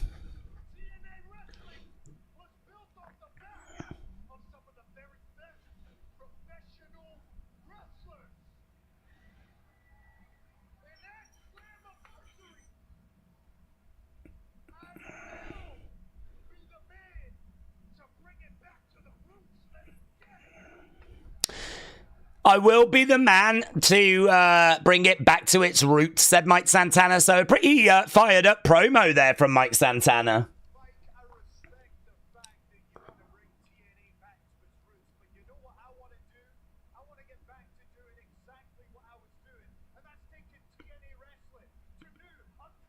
Joe Hendry said he wants to take TNA to new unprecedented heights. So we've heard from Mike Santana. They're all sat in the ring, by the way, for this contract signing. That's for you.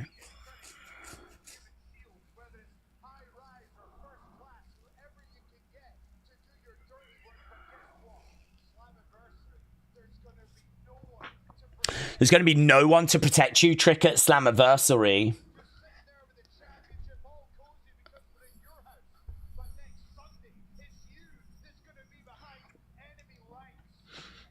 Next Sunday, you're going to be behind enemy lines.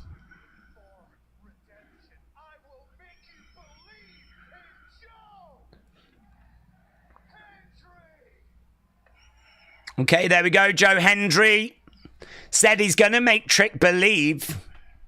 Now, we haven't heard from the champ. See what the champ's got to say, but the crowd are believing. Here's Trick.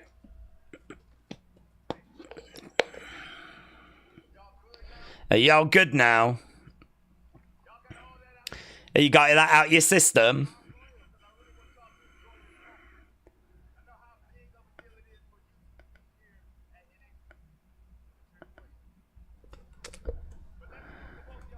Okay. Please be good. Please be a good promo. When you're talking to your champion, put some respect on my name.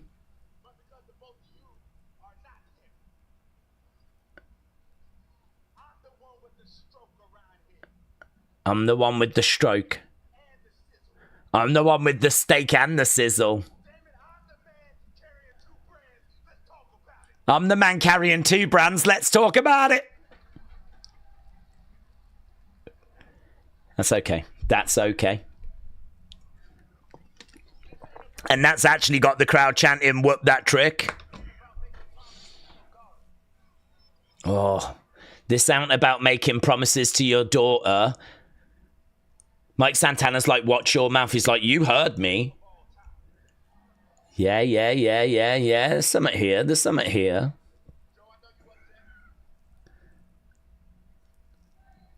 AJ Styles chant.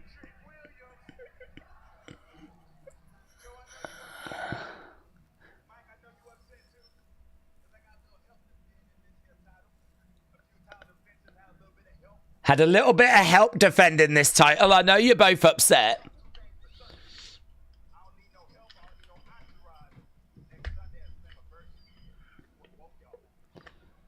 I ain't going to need no entourage to whoop both of your asses. This is a brilliant promotion for Slammiversary. Using part of this show to promote that show next week.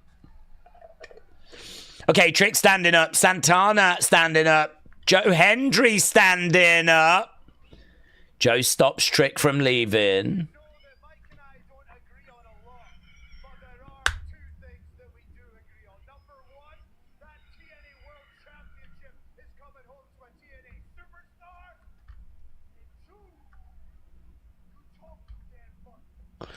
Okay, here we go. We got Joe Hendry and Mike Santana working together. Trick through the table. Through the Ava in the background's like, I don't believe this. In the least shocking moment in the history of wrestling, Trick Williams goes through the commentary table or through that signing table. But there we go. Lesnar might be coming back, said, I wouldn't get too carried away. I think it's interesting.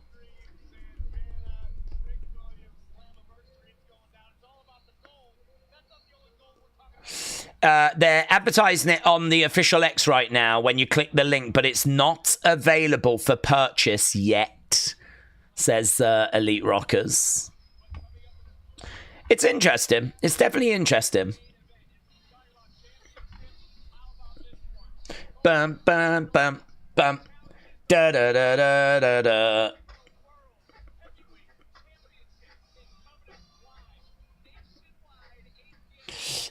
Who would you have seen? Who would have seen a contract signing going sideways? Okay, here's Dark State. They're in the stands. They're not advertised or anything. So what are they going to do? What are they going to do? Oh, Joe Hendry's still in there with Mike Santana. All right. Dark State going after Hendry and Santana. Here we go. Dark State beating up on the TNA guys. Hendry down. Santana planted. Trick Williams on the entranceway. There we go. Dark State. I thought everyone had left the ring already. Well, there we go. Dark State attack. And we got another Evolution thing. I'm fantasy booking Brock coming back to take out Goldberg later and challenging Gunther at SummerSlam. I am getting myself excited for nothing. Well, listen. Out of all of the occasions where there's been chatter about Brock Lesnar, this is the one time that I would say, okay. I feel like that we've got something here. I still don't understand how they could do it, though, when there's not been a court case or anything. Unless there's been developments with the case that we don't know about. Don't know.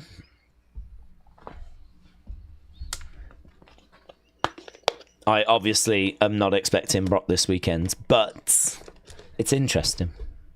Here's Tony. We've heard from Stax. We've heard from Luca. Now we're hearing from Tony. Trick's working with Dark State, said Spawny Boy. Could WWE be selling Lesnar merch to test fan reaction, said Harborbinger. Maybe. Maybe. I honestly don't know why you would do it. I mean, I don't know why you do it. You are spending probably, I don't know. I don't even know if his contract is just frozen at the moment. Where we are with that situation. So it's one of those where he's not been found guilty of anything, but he is kind of caught up in something. Something very serious as well. Something WWE do not want to be associated with. Something WWE have actively gone out of their way to distance themselves from. Vince does not work here anymore. Vince has not been at the head offices. Vince is not part of the boards. This is a new era. This is a new company. Like, they really have gone out of their way. So to now start selling Brock merch is surprising, honestly. Surprising. What does that mean? Tony said, this is the final ride of the D'Angelo family. Edward said it's like 38.91 here, and it's going to rain shortly. I don't know. What temperature is it here? It says outside it's 25, which isn't that bad. 25, that's about 70. It's not that bad, is it, really? Feels warm down here, though. Perhaps it's got high humidity or something, I don't know. James said Dark State are the Temu Shield. I would rather have 4 quarters than 100 pennies, said Iron Sentinel. I would hope if they bring Brock back that he would have been at least dropped from the lawsuits. That way Johnny Ace was maybe, and we just haven't heard yet, said Trini. Maybe.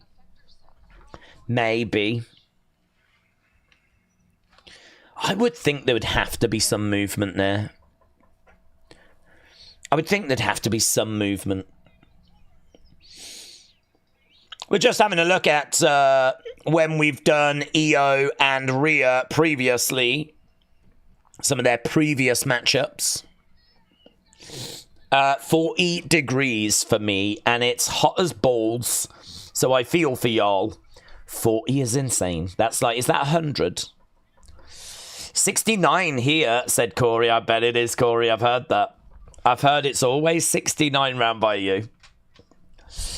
32 where I'm at, said Rogue. Really? Humidity is at 60%, says By the Bonfire. It's 26 here in East Lancs. Daze, fantasy booking. How would we bring Brock back? I would try and just have him as a badass. I would just try and make him cool. I would just try and get it so that he comes back and he's just cool. I think you need a monster heel that's out of control beating up a loved baby face. Who fits that bill? I mean, could you imagine John Cena going off on Ron Killings? Like, it won't happen because we've already done that match a few times, but let's just fantasy book, right? You want something, don't you, like John Cena going mental at R-Truth, absolutely wailing away at R-Truth. R-Truth trying to stand up, getting knocked back down, and it is just, he is beating him up. And then all of a sudden, Brock's music hits. The Beast is coming to save R-Truth and confront John Cena. People would go crazy. They'd go crazy. You would have people online like, what's this? You know, what's going on? Of course you would. But people would losing their mind because they'd just be lost in the story of it. I don't see it happening. The lawsuit is something very real and something WWE have really tried to distance themselves from. So that's why I struggle with Brock now coming back. But as Trini said, maybe if there's been some movement there, maybe. But it is also a chance that they might have found some merch lying around, and rather than just binning it, they're like, should we just get it up and get it sold?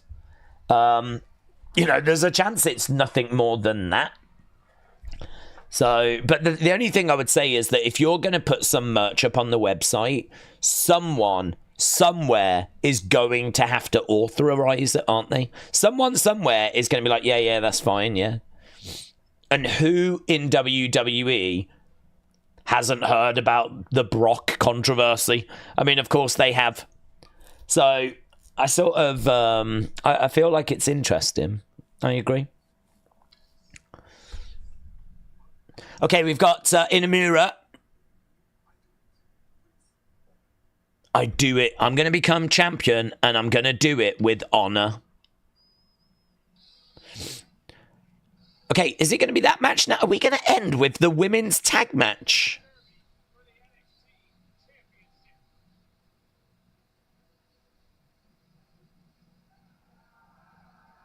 We haven't done the women's tag match. You know, the women's tag match that doesn't mean anything.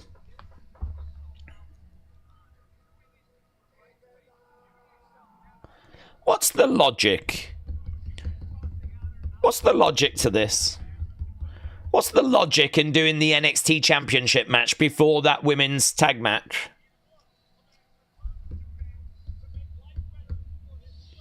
I guess because it's Blake's debut, says Porky Pig. Tag match is the main event.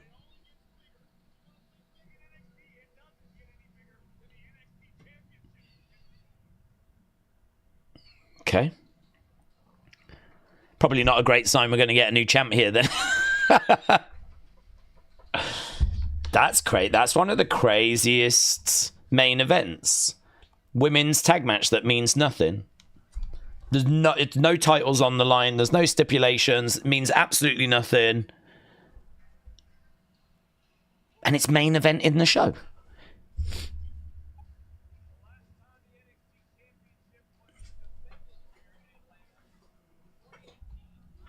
Here's Oba. Oba making his way down. I think, now, listen, before this weekend, I said I thought this could be a really fun little match, a little sleeper. I'm still going to stand by that.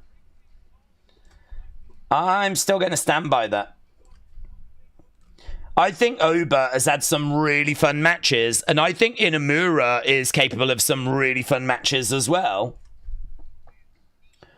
So I am quite into this, to be honest. Do you know what? You lot really, really enjoyed Ethan Ricky. You scored it. Great 78. You really enjoyed that match.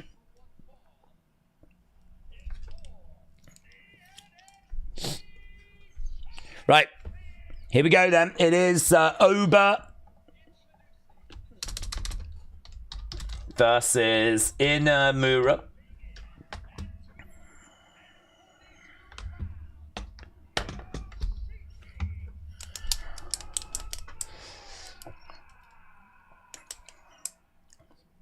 Defeated Jasper Troy to earn this title match. Why isn't Oba on the main roster? He's amazing, said Beetlebox. Oh, he'll get there eventually, buds. He'll get there. Leanne said, this is my first time watching an NXT product, and I'm blown away. Oh, really? You really enjoy it that much? I think this has been a good show. I think it's been good. I think there's been better NXT shows than this recently as well. I think back to that show they did at Madison Square Garden and just how impressive that was earlier this year. Really, really enjoyed that. But yeah, I mean, I think there's been some fun stuff that's gone down here. And we are continuing on. We've got an NXT Championship match. And we will be going over to this women's tag match as well. Oba versus Inamura as these two lock up. Tell you what, it's going to have to go some to beat Ethan and Ricky, isn't it? It's really going to have to go some. Side headlock there by Oba. Oba going back against the ropes. Over the other side, shoulder tackle. Down goes Inamura. Is Roman returning tonight, said Mr. Clayboy. Could do. Could do. Again, locking up. Round the back. Working on the arm here, Inamura. Right now, Oba, again, trying to grab that arm of Inamura. We're in the middle of the ring at the moment as these two are locking up. And actually, Inamura is deceptively strong. Like, he can pick up Oba Femi and chuck him around. He doesn't have the size of Oba, but yeah, he's good. He's strong. Inamura said he is going to win, and he is going to win with honor. Inamura trying to power his way back up to his feet. Oh, Inamura goes down. Elbow drop there by Oba. Locking up. Inamura has got Oba back against the ropes. No joy again. Nice headlock being applied here by Oba. Inamura obviously speaks decent English, and that has really helped him. Josh Briggs, of course, at ringside. And Inamura down, trying to find a way of getting back up to his feet. Oba rolled over and kick out there by Oba. Inamura on his knees. Oba Femi getting up. Inamura getting up. Shot coming into the midsection. And again, going over into the corner. Oba Femi backed into the corner. Inamura down. Inamura charging in. Collides into Oba. Oba with Inamura and dumps him. Dumps him. Oba looking out to the fans. Inamura on his feet. He just got thrown, but Japanese strong style, said Booker. And actually, Oba likes what he sees, you know. Oba likes this challenge. Inamura tossing Oba. He's deceptively strong. Charging in, charging over, collides into Oba. Against the ropes. Down goes Oba. One. Just a one. Just a one. Wrestler with Andy said, no bread, no water, just meat. Just meat. Yes. Yes. Yeah, it is, because Inamura, he doesn't look that big compared to Oba, but just deceptively strong. Oba on the outside, Inamura goes onto the edge of the ring, looking to come in with a big boot. Chop there by Oba was pretty brutal, mate. Pretty brutal. That reverberated around the arena. On the edge of the ring, Inamura on the shoulders of Oba. Elbows coming in. You missed it. Tony threw the Heritage Cup in the river, said Daniel. Oh. How are they going to get that back? Nice. Oba down. Inamura on the outsides. I missed most of the show because of the stupid weather, said Nightmare Fatu. Really? Wendy Lucho said he's tossing Oba. Yeah. Yeah. I don't think I'm watching NXT anymore, actually. I think I might be watching something different, but he is. He's tossing him all over the place. Good work there by Inamura. Inamura with a shoulder barge to the outsides, picks up Oba, spins him round, slams him down, but can't get the 3 counts. Oba in the corner, on the shoulder. Inamura is planted. Oba in control, going over, looking for the cover. He won't get the 3. Japanese wrestlers rarely look strong, but they are tough and strong, says Corey. NXT is the best booked WWE show right now, and it is not even close, says James. Oba can't lose to someone in booty shorts, says Victor. Oh no, come on, he should. He should.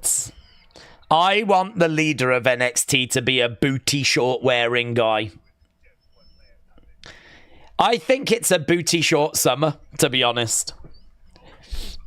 And then they could start selling them on WWE Shop alongside all their Brock Lesnar merch and Vince McMahon merch. And their John Laurinaitis merch. Nice knees coming into the midsection there by Oba, looking for a suplex.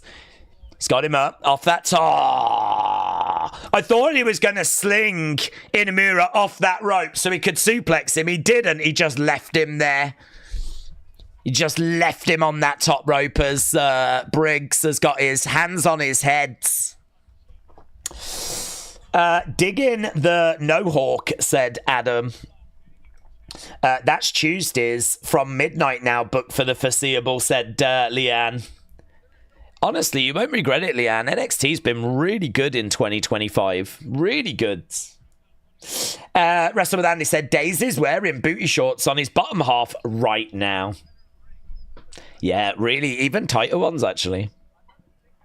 And I have got a lot of junk in the trunk, so it is a nightmare for me to squeeze everything in. But, you know, it's just what... In this weather, you have to...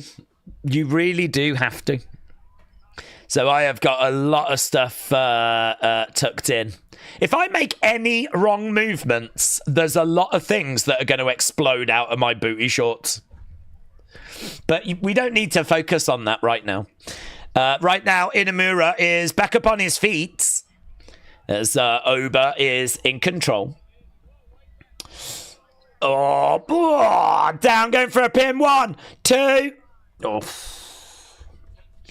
Nightmare Fatu, who said, is anyone surprised that WWE doesn't sell officially licensed adult products? I think that's part of the John Laurinaitis range. Kick out by Inamura. So I believe it's all on the way, to be honest, but...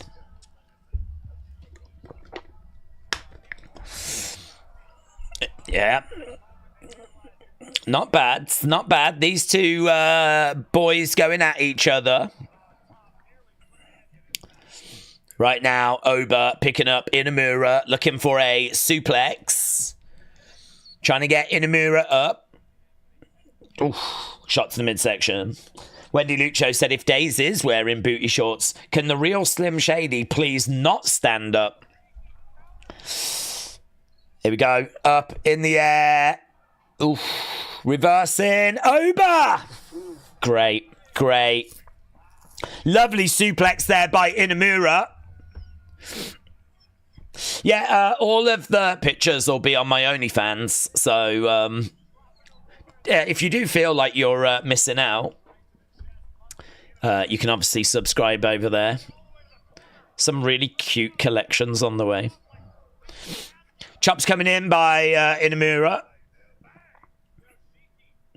Inamura working on the arm. Oh, chop. And again. Forearm shot coming in. Boom! Down goes Oba. There's a lovely collection of me and James Chadwick coming on the way, actually. Where we've just done, like, you know, a little bit of a collab. So it's going to be so good. Oh, 1, 2, German and a bridge, and Oba just kicks out. Daze, I've got a scenario. Hear me out. What if Roman doesn't come back to fight Seth? Seth has Braun and Bronson. What better way to stick it to Paul? What if Roman doesn't come back alone? What, he actually comes back with some other people? Mabes.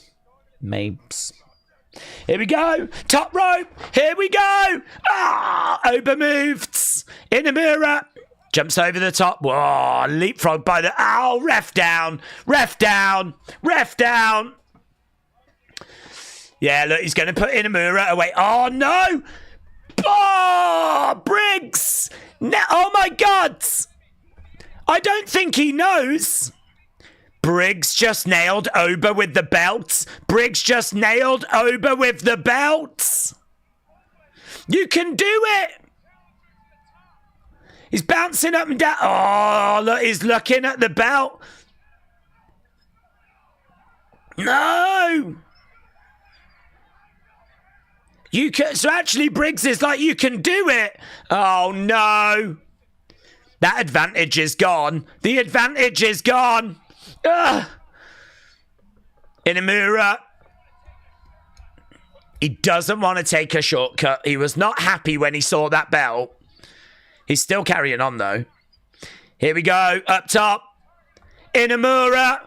And connects. There's no ref.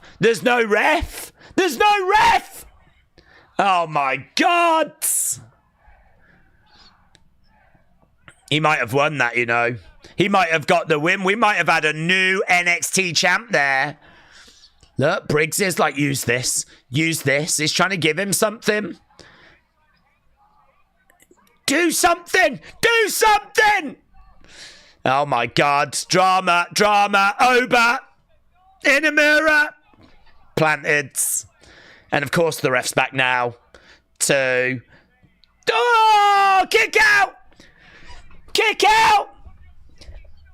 Inamura lives on. He lives. Yeah, let's go. I thought that was it. That's a good false finish. Like, you feel like, oh, okay, yeah, of course the ref's back now. 1, 2, 3. But no. Yeah, crowd have responded. They like that. There's a few tropes in wrestling. There's a few rhythms. There's a few spots that we do in wrestling. And that is one where a match would finish. And we just went, nah. And we carried on. Shot coming back. That makes this match a bit more intriguing. Lovely forearm there by Inamura. Look at these two. Back and forth. Oh! Down goes Oba. God, he's so big. Picked up. Mike, look at the strength. Oh my God. 2. Oh. Picked him up. He held him here for like 12 months. And then he was like... So good. So strong. Oh, Briggs is down. Roll at 1, 2. Oh! Jesus. Gets him up. That might be it. 1, 2. Oba wins. Do you know, I thought that would be fun, and I think it was. I don't think it's like the best match of the night. I mean, it's going to have to go some to flipping beat Ethan and Ricky, but I think that was a really fun match. It reminds me a bit, actually, of when Miles Bourne had his opportunity. And it's like, you sort of look at it and go, that guy. That guy. But then they do the match, and it's fun. It's fun.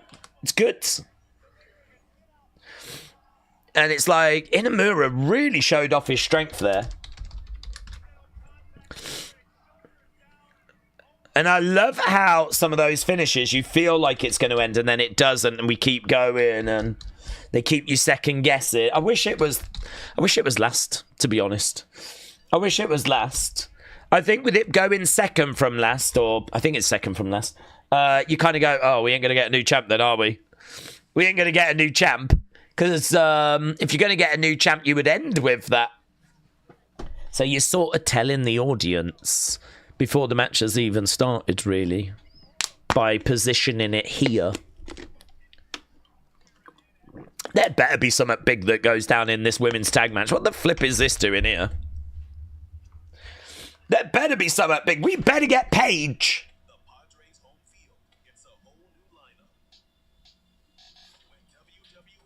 I was trying to think if there was anyone else. I can't think of anyone else. You're not going to get AJ Lee.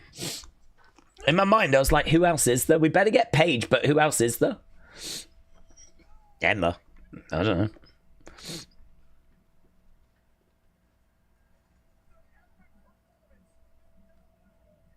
All the other women are going to be tomorrow, aren't they? I'm not getting carried away about the Brock merch. It's fun booking scenario. That would be an image, Brock and Roman standing together, says Nathan. Wendy Lucho said, are you going straight to Saturday night's main event after this? Yes. I am, yeah. Yes. Yeah. Daze, don't do that. I need Paige. Harry, we might get her. There's got to be a reason why they've put these flipping women last. Iconics. Oh, my God. If we get the Iconics, I'm going to melt. I'm going to wet myself. NXT is 3 hours, said Prehistoric Vintage. We have gone 2 hours. I think they're really trying to counter AEW, aren't they? Am I on drugs? AEW is freaking me out, said Nita Nitro. Adam Cole has hinted that an injury could be more serious than he might have to retire. Oh. That's a shame. I don't wish that for him. I like Adam Cole. He was great with Undisputed Era and everything, and I know that things didn't really go that well for him in AEW.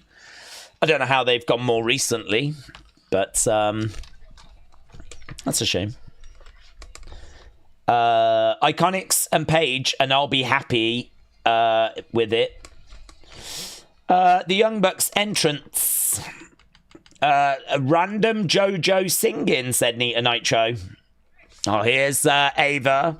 Daze, we could get Paige or Gail Kim. Oh, Gail Kim would be great.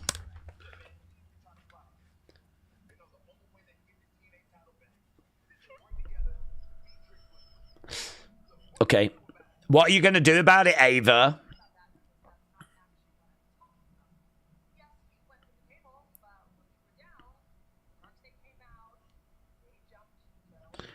Dark State jumped Joe and Mike. And it seems very convenient.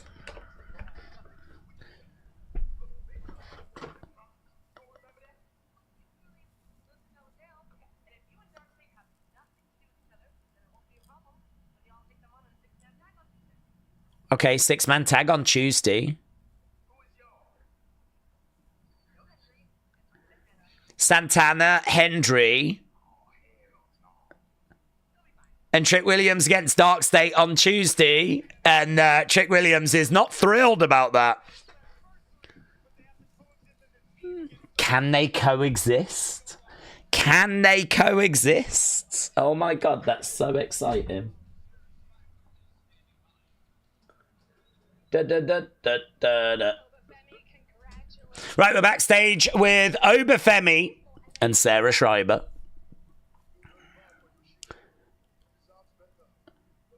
Inamura deserves better.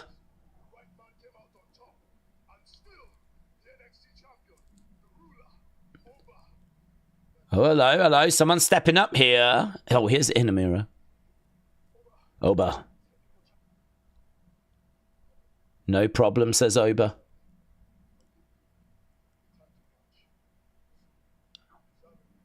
Oh, he said he'll give him a rematch soon. Oh, here's Briggs.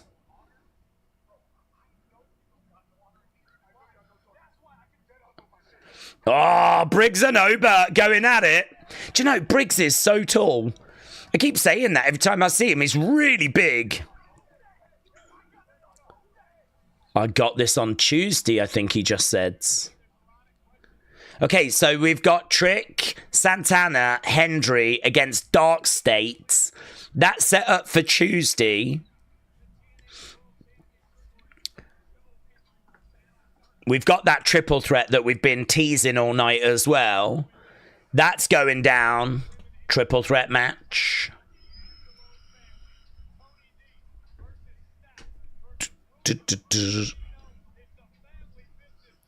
Family, business, triple threat. Okay, we also have this tag match.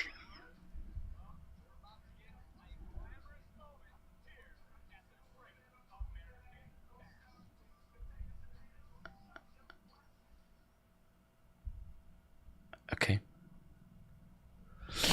Okay. Briggs is acting like a clown, said K-Dub. There's literally no direction for the booking of Dark State, said Dr. Lucha Lala. What's your favourite scary film, said Hear Me Out. If they pull a huge swerve and AJ Lee returns tonight and not tomorrow. We're just seeing Jacy.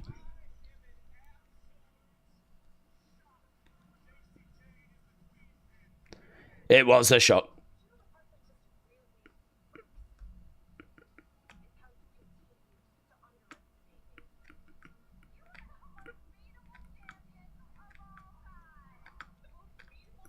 Okay, so we just got a video package as we're building towards this tag match. We need a PLE where every match is a can they coexist tag match? Yes. Brony said they're going to need something big to happen in this main event. Considering there were reports about it happening a couple of days ago, I think Blake turns heel tonight. Perhaps it's that, yeah. Perhaps that's it.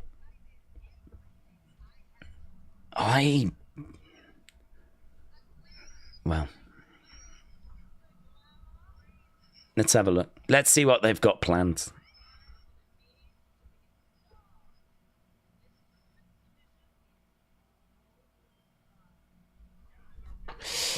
Okay.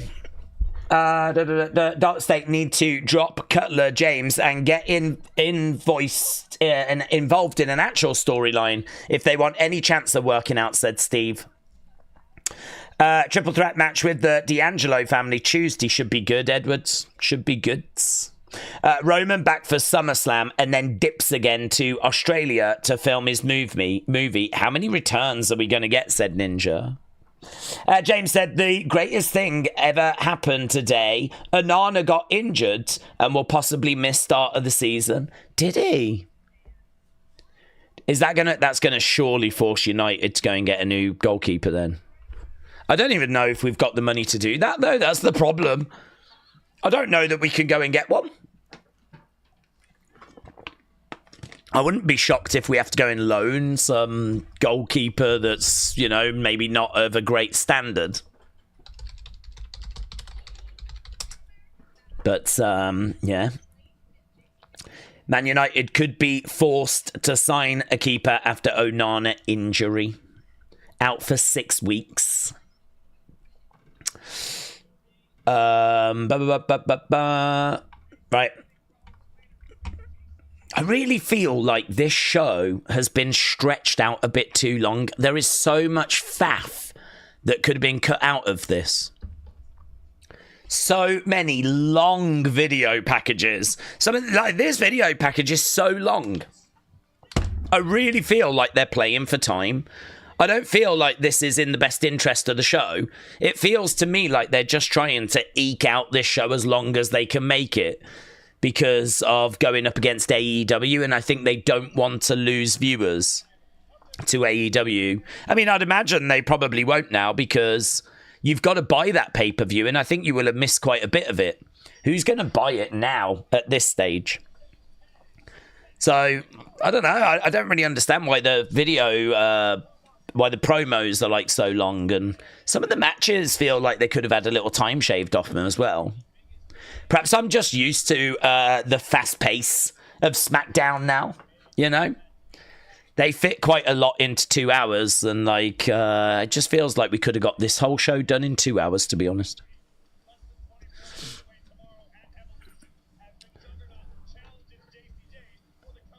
Okay, we've just got the women making their entrances, so we're done with the video package. We got Jordynne Grace in the ring. Here comes Blake Monroe. We haven't really seen an entrance for her. Okay. So this is how we're presenting Blake Monroe for her entrances.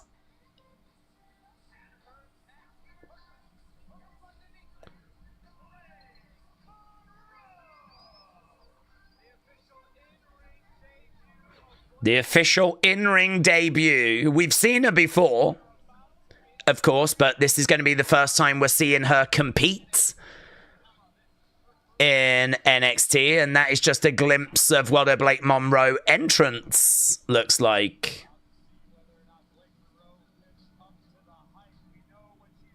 I'm sure she will. It's a shame that that walkway is so short. She really didn't have much chance to do anything. I don't mind this Fatal Influence track, you know. This is a bit of a jam, actually. If this is a Def Rebel, it's one of my favourite Def Rebel tracks.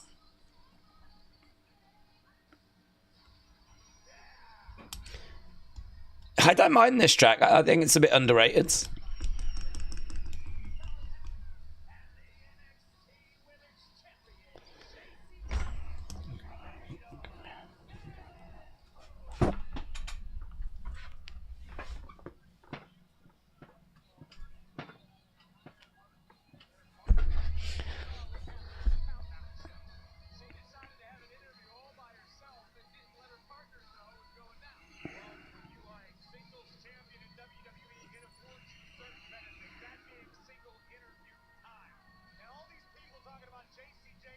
I like this entrance, honestly. It makes them feel like big deals.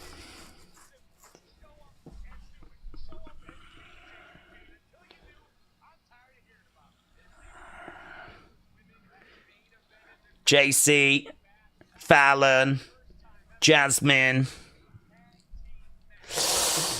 Right, kids. Let's go. Women's tag match. Jordynne and Blake versus Fatal Influence. I can't wait to hear Paige's theme said, what's your favourite scary movie? I think it's guaranteed. I think it's definitely happening, and I think she's going to come in with Brock Lesnar. Perhaps Brock comes back on this show. Jordynne driving Fallon back. Ngozi said, I'm on my way to Saturday night's main event. Bye. Oh, have a good time, my friends. Have a good time. Face first into the corner. It's the main event. It's got to have some sort of surprise. No way this match is all time, said Dr. Lucha Lala.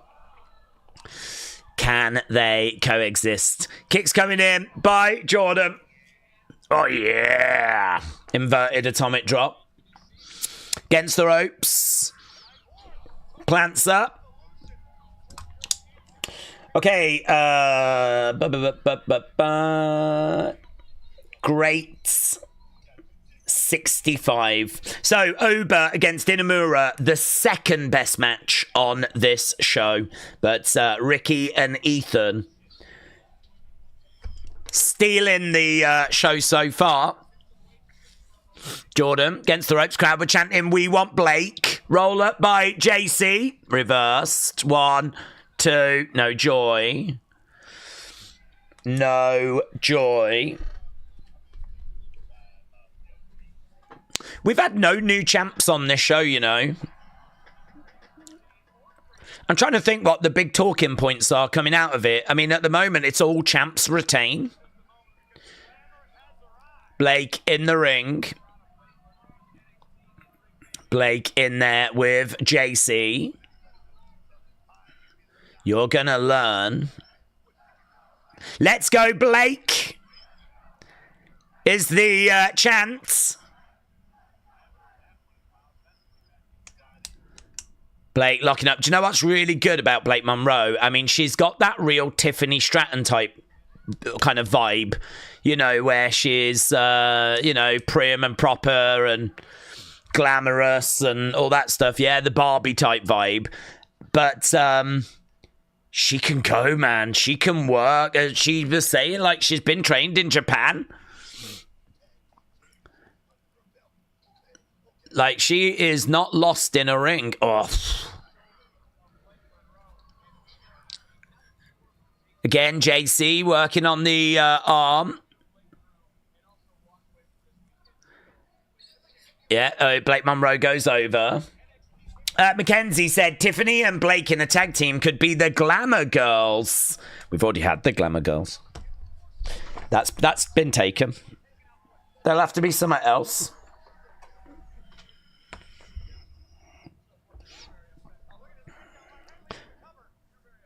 Going back up, duck underneath. Drop kick. Into the corner. Tag being made.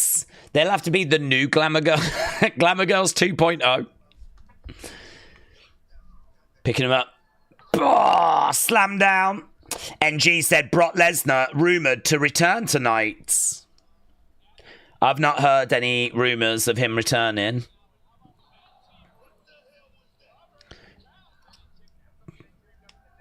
Kick out. Right now, in the corner.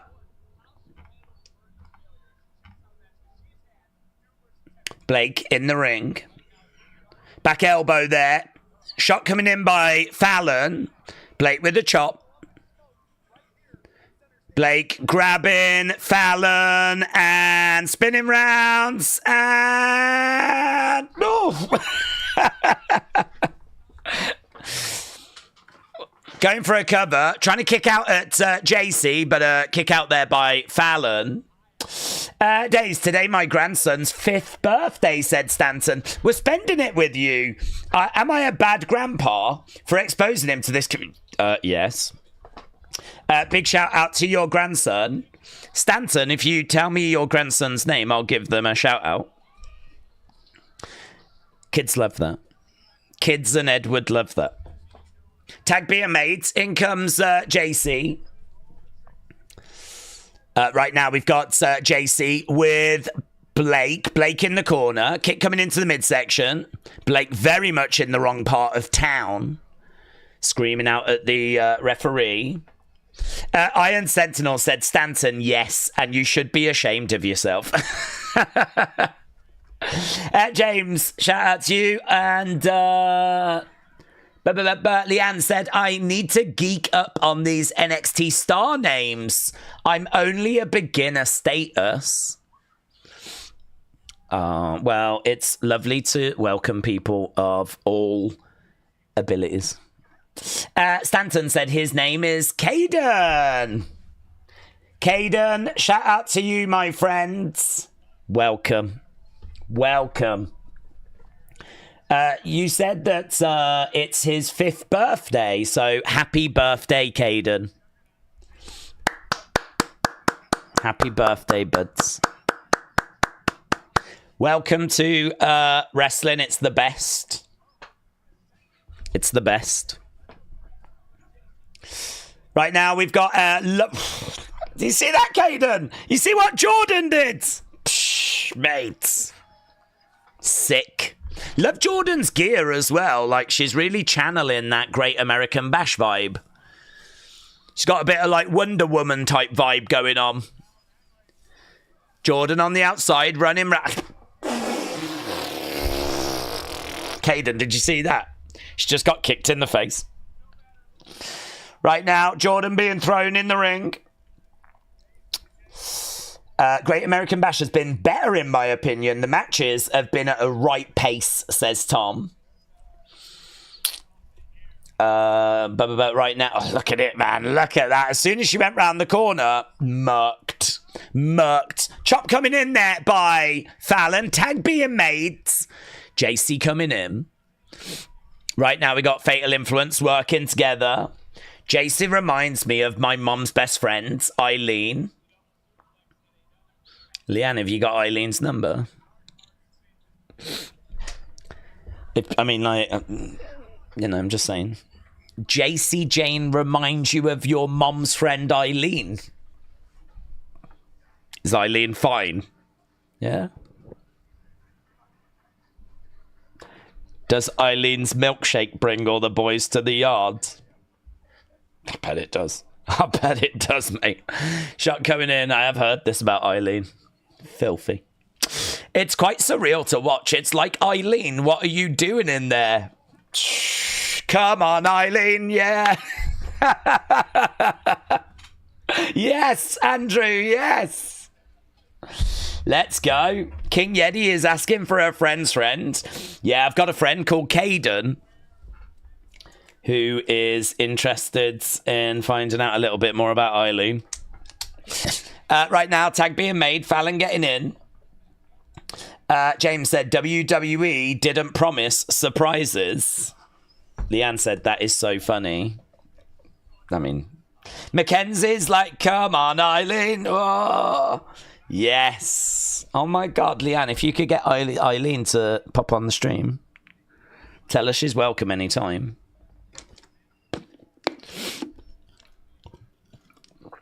Guys, if you've got any friends or you know anyone that looks as good as the female wrestlers in NXT, please invite them onto the stream. We're really trying to sexy this place up, you know. Tag being made. And I'm doing a lot of heavy lifting here, let's be honest. I mean, I was earlier, actually. Right now, Jordynne in the corner. We ain't getting anyone returning, says Harry. Right now, we got Jordynne. Chop coming in by Jacy. Jordynne goes down to her knees. Dr. Luchalala said, I thought Daze hates kids. No.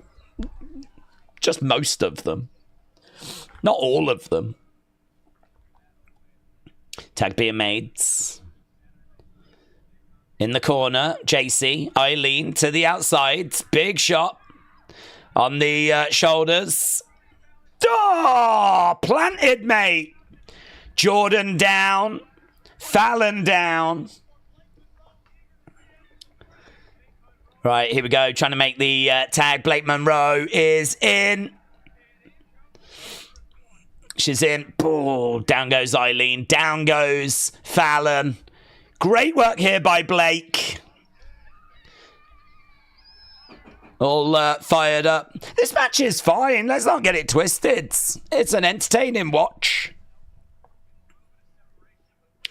Going over. Handstands. Jacy planted. Would you believe that there was men? There were men anyway. I remember you said anyone on here was a guy about a year ago, said Corey. Would you believe they were men anyway? Oh, what if, like... Yeah, that's true. I think we might have actually got a few women joining us over the past 12 months. I could believe there's one or two in here, but to be honest, it's basically guys pretending to be girls. With fake accounts. Yes, mate, I got that fly so flipping good.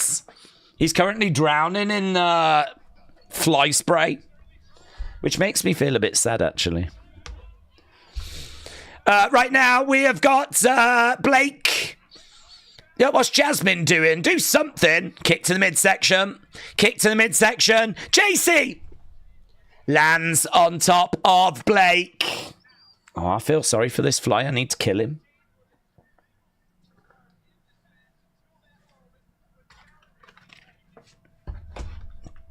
Putting him out of his misery, mate. Yeah. There we go. Oh, I feel bad now. There's been a murder.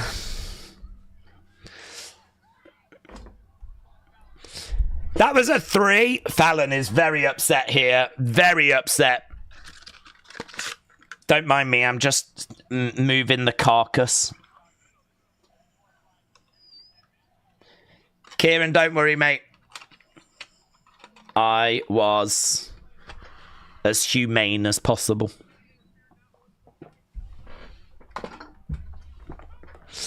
Right. Blake with a headbutt. Headbutt by Blake. Fallon against the ropes. In comes Jordynne. Jordynne picking up Fallon. Spine buster, mate. She just busted that spine. Knee. Okay. 1, 2. No joy. They're really struggling to win this match. You murderer, said Chris. Oh my God, guys. I did it for you. Can't blame me. Buzzing around. I mean, do you want that distraction? If I do murder, it's always for you. I always do it for you. Oh, that was good. That was nice. Fallon with a spear through the ropes. And Jordynne goes down. That was nice. Leanne said, I'm glad it's starting to cool down. I was all kinds of overwhelmingly warm. Telford Smith said there's been a murder in Telford. I mean, listen, it's our secret, yeah? It's our secret. Oh, duck underneath. Shot coming in there by Blake. Right now we got Blake against the ropes. Jacy coming over. Shot coming in there by Blake. Jacy. Big shot coming back. The only problem is literally everything here now is covered in a fine layer of fly spray. Everything's like sticky and... Oh, it's a nightmare. I'm having a nightmare. Jacy in the corner. Blake moves out the way. Looking for a suplex. Gets it. Gets it. Suplex. But this ain't her first rodeo, says William. He did it for The Rock. Nightmare Fatu. Shout out to you. Jazmyn gets involved. You've gotta watch Jazmyn, Nix. Coming down. Oh, Masha Slamovich. I did wonder if someone was going to deal with Jazmyn, and it was Masha from TNA. Blake, though, 2. Ah, Jordynne makes the save. Jordynne makes the save. So, Masha dealing with Jazmyn. This match continuing. Guys, we did get a surprise. The TNA Women's Champion. There we go. Look at that. Oh, that knee as well. That knee from Jacy. Oh, my God. The muscle muffin bulldozer. Right now, we've got all 4 women in the ring because, you know, why not? Referee has completely lost... The ref's in the back going... Yeah, I'd say everything's breaking down. Referee's like, please, can you get out the ring, please? Just end it. Just end it. If these women aren't going to listen, just end it. 1, 2. No, kick out there by Blake. Duck underneath. Blake going for a boot. Jazmyn moving out the way. Super kick there by Jazmyn. Blake's rocked. Jazmyn rolling up. Blake going for the pin. 2. No joy. Back elbow. Back fist there by... Oof. DDT by Blake. 1, 2, 3. Blake gets the win. Blake gets the win. In a pretty bonkers match, to be honest, where there was just so much action, so many moving parts.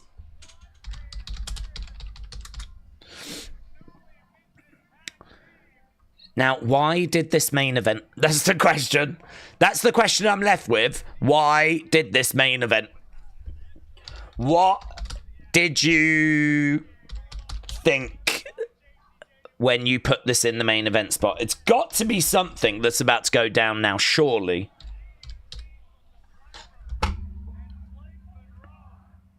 Surely. Let's have a look. Here we go. She kisses Jordynne's heads. I don't think it was that. We've got the credits. I don't think it's that. I've got a feeling this show might end unless they're going to do the old swerve. Jordynne, Blake, looking out at the crowds.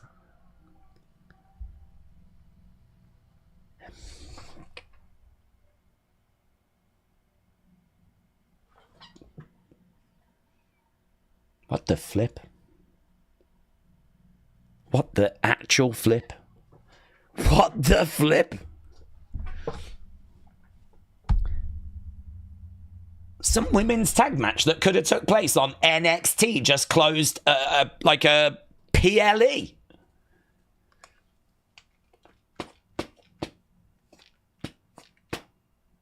And nothing happened. Dude, I thought we were going to get Brock Lesnar.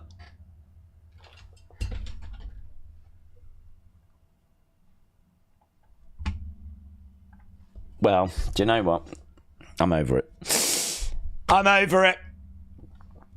I am honestly mentally moving on to Saturday night's main event because we do need to go to that stream. Let's get the score. Get your scores in for that women's match because we do need to go. We need to get out of here and we need to start that other stream.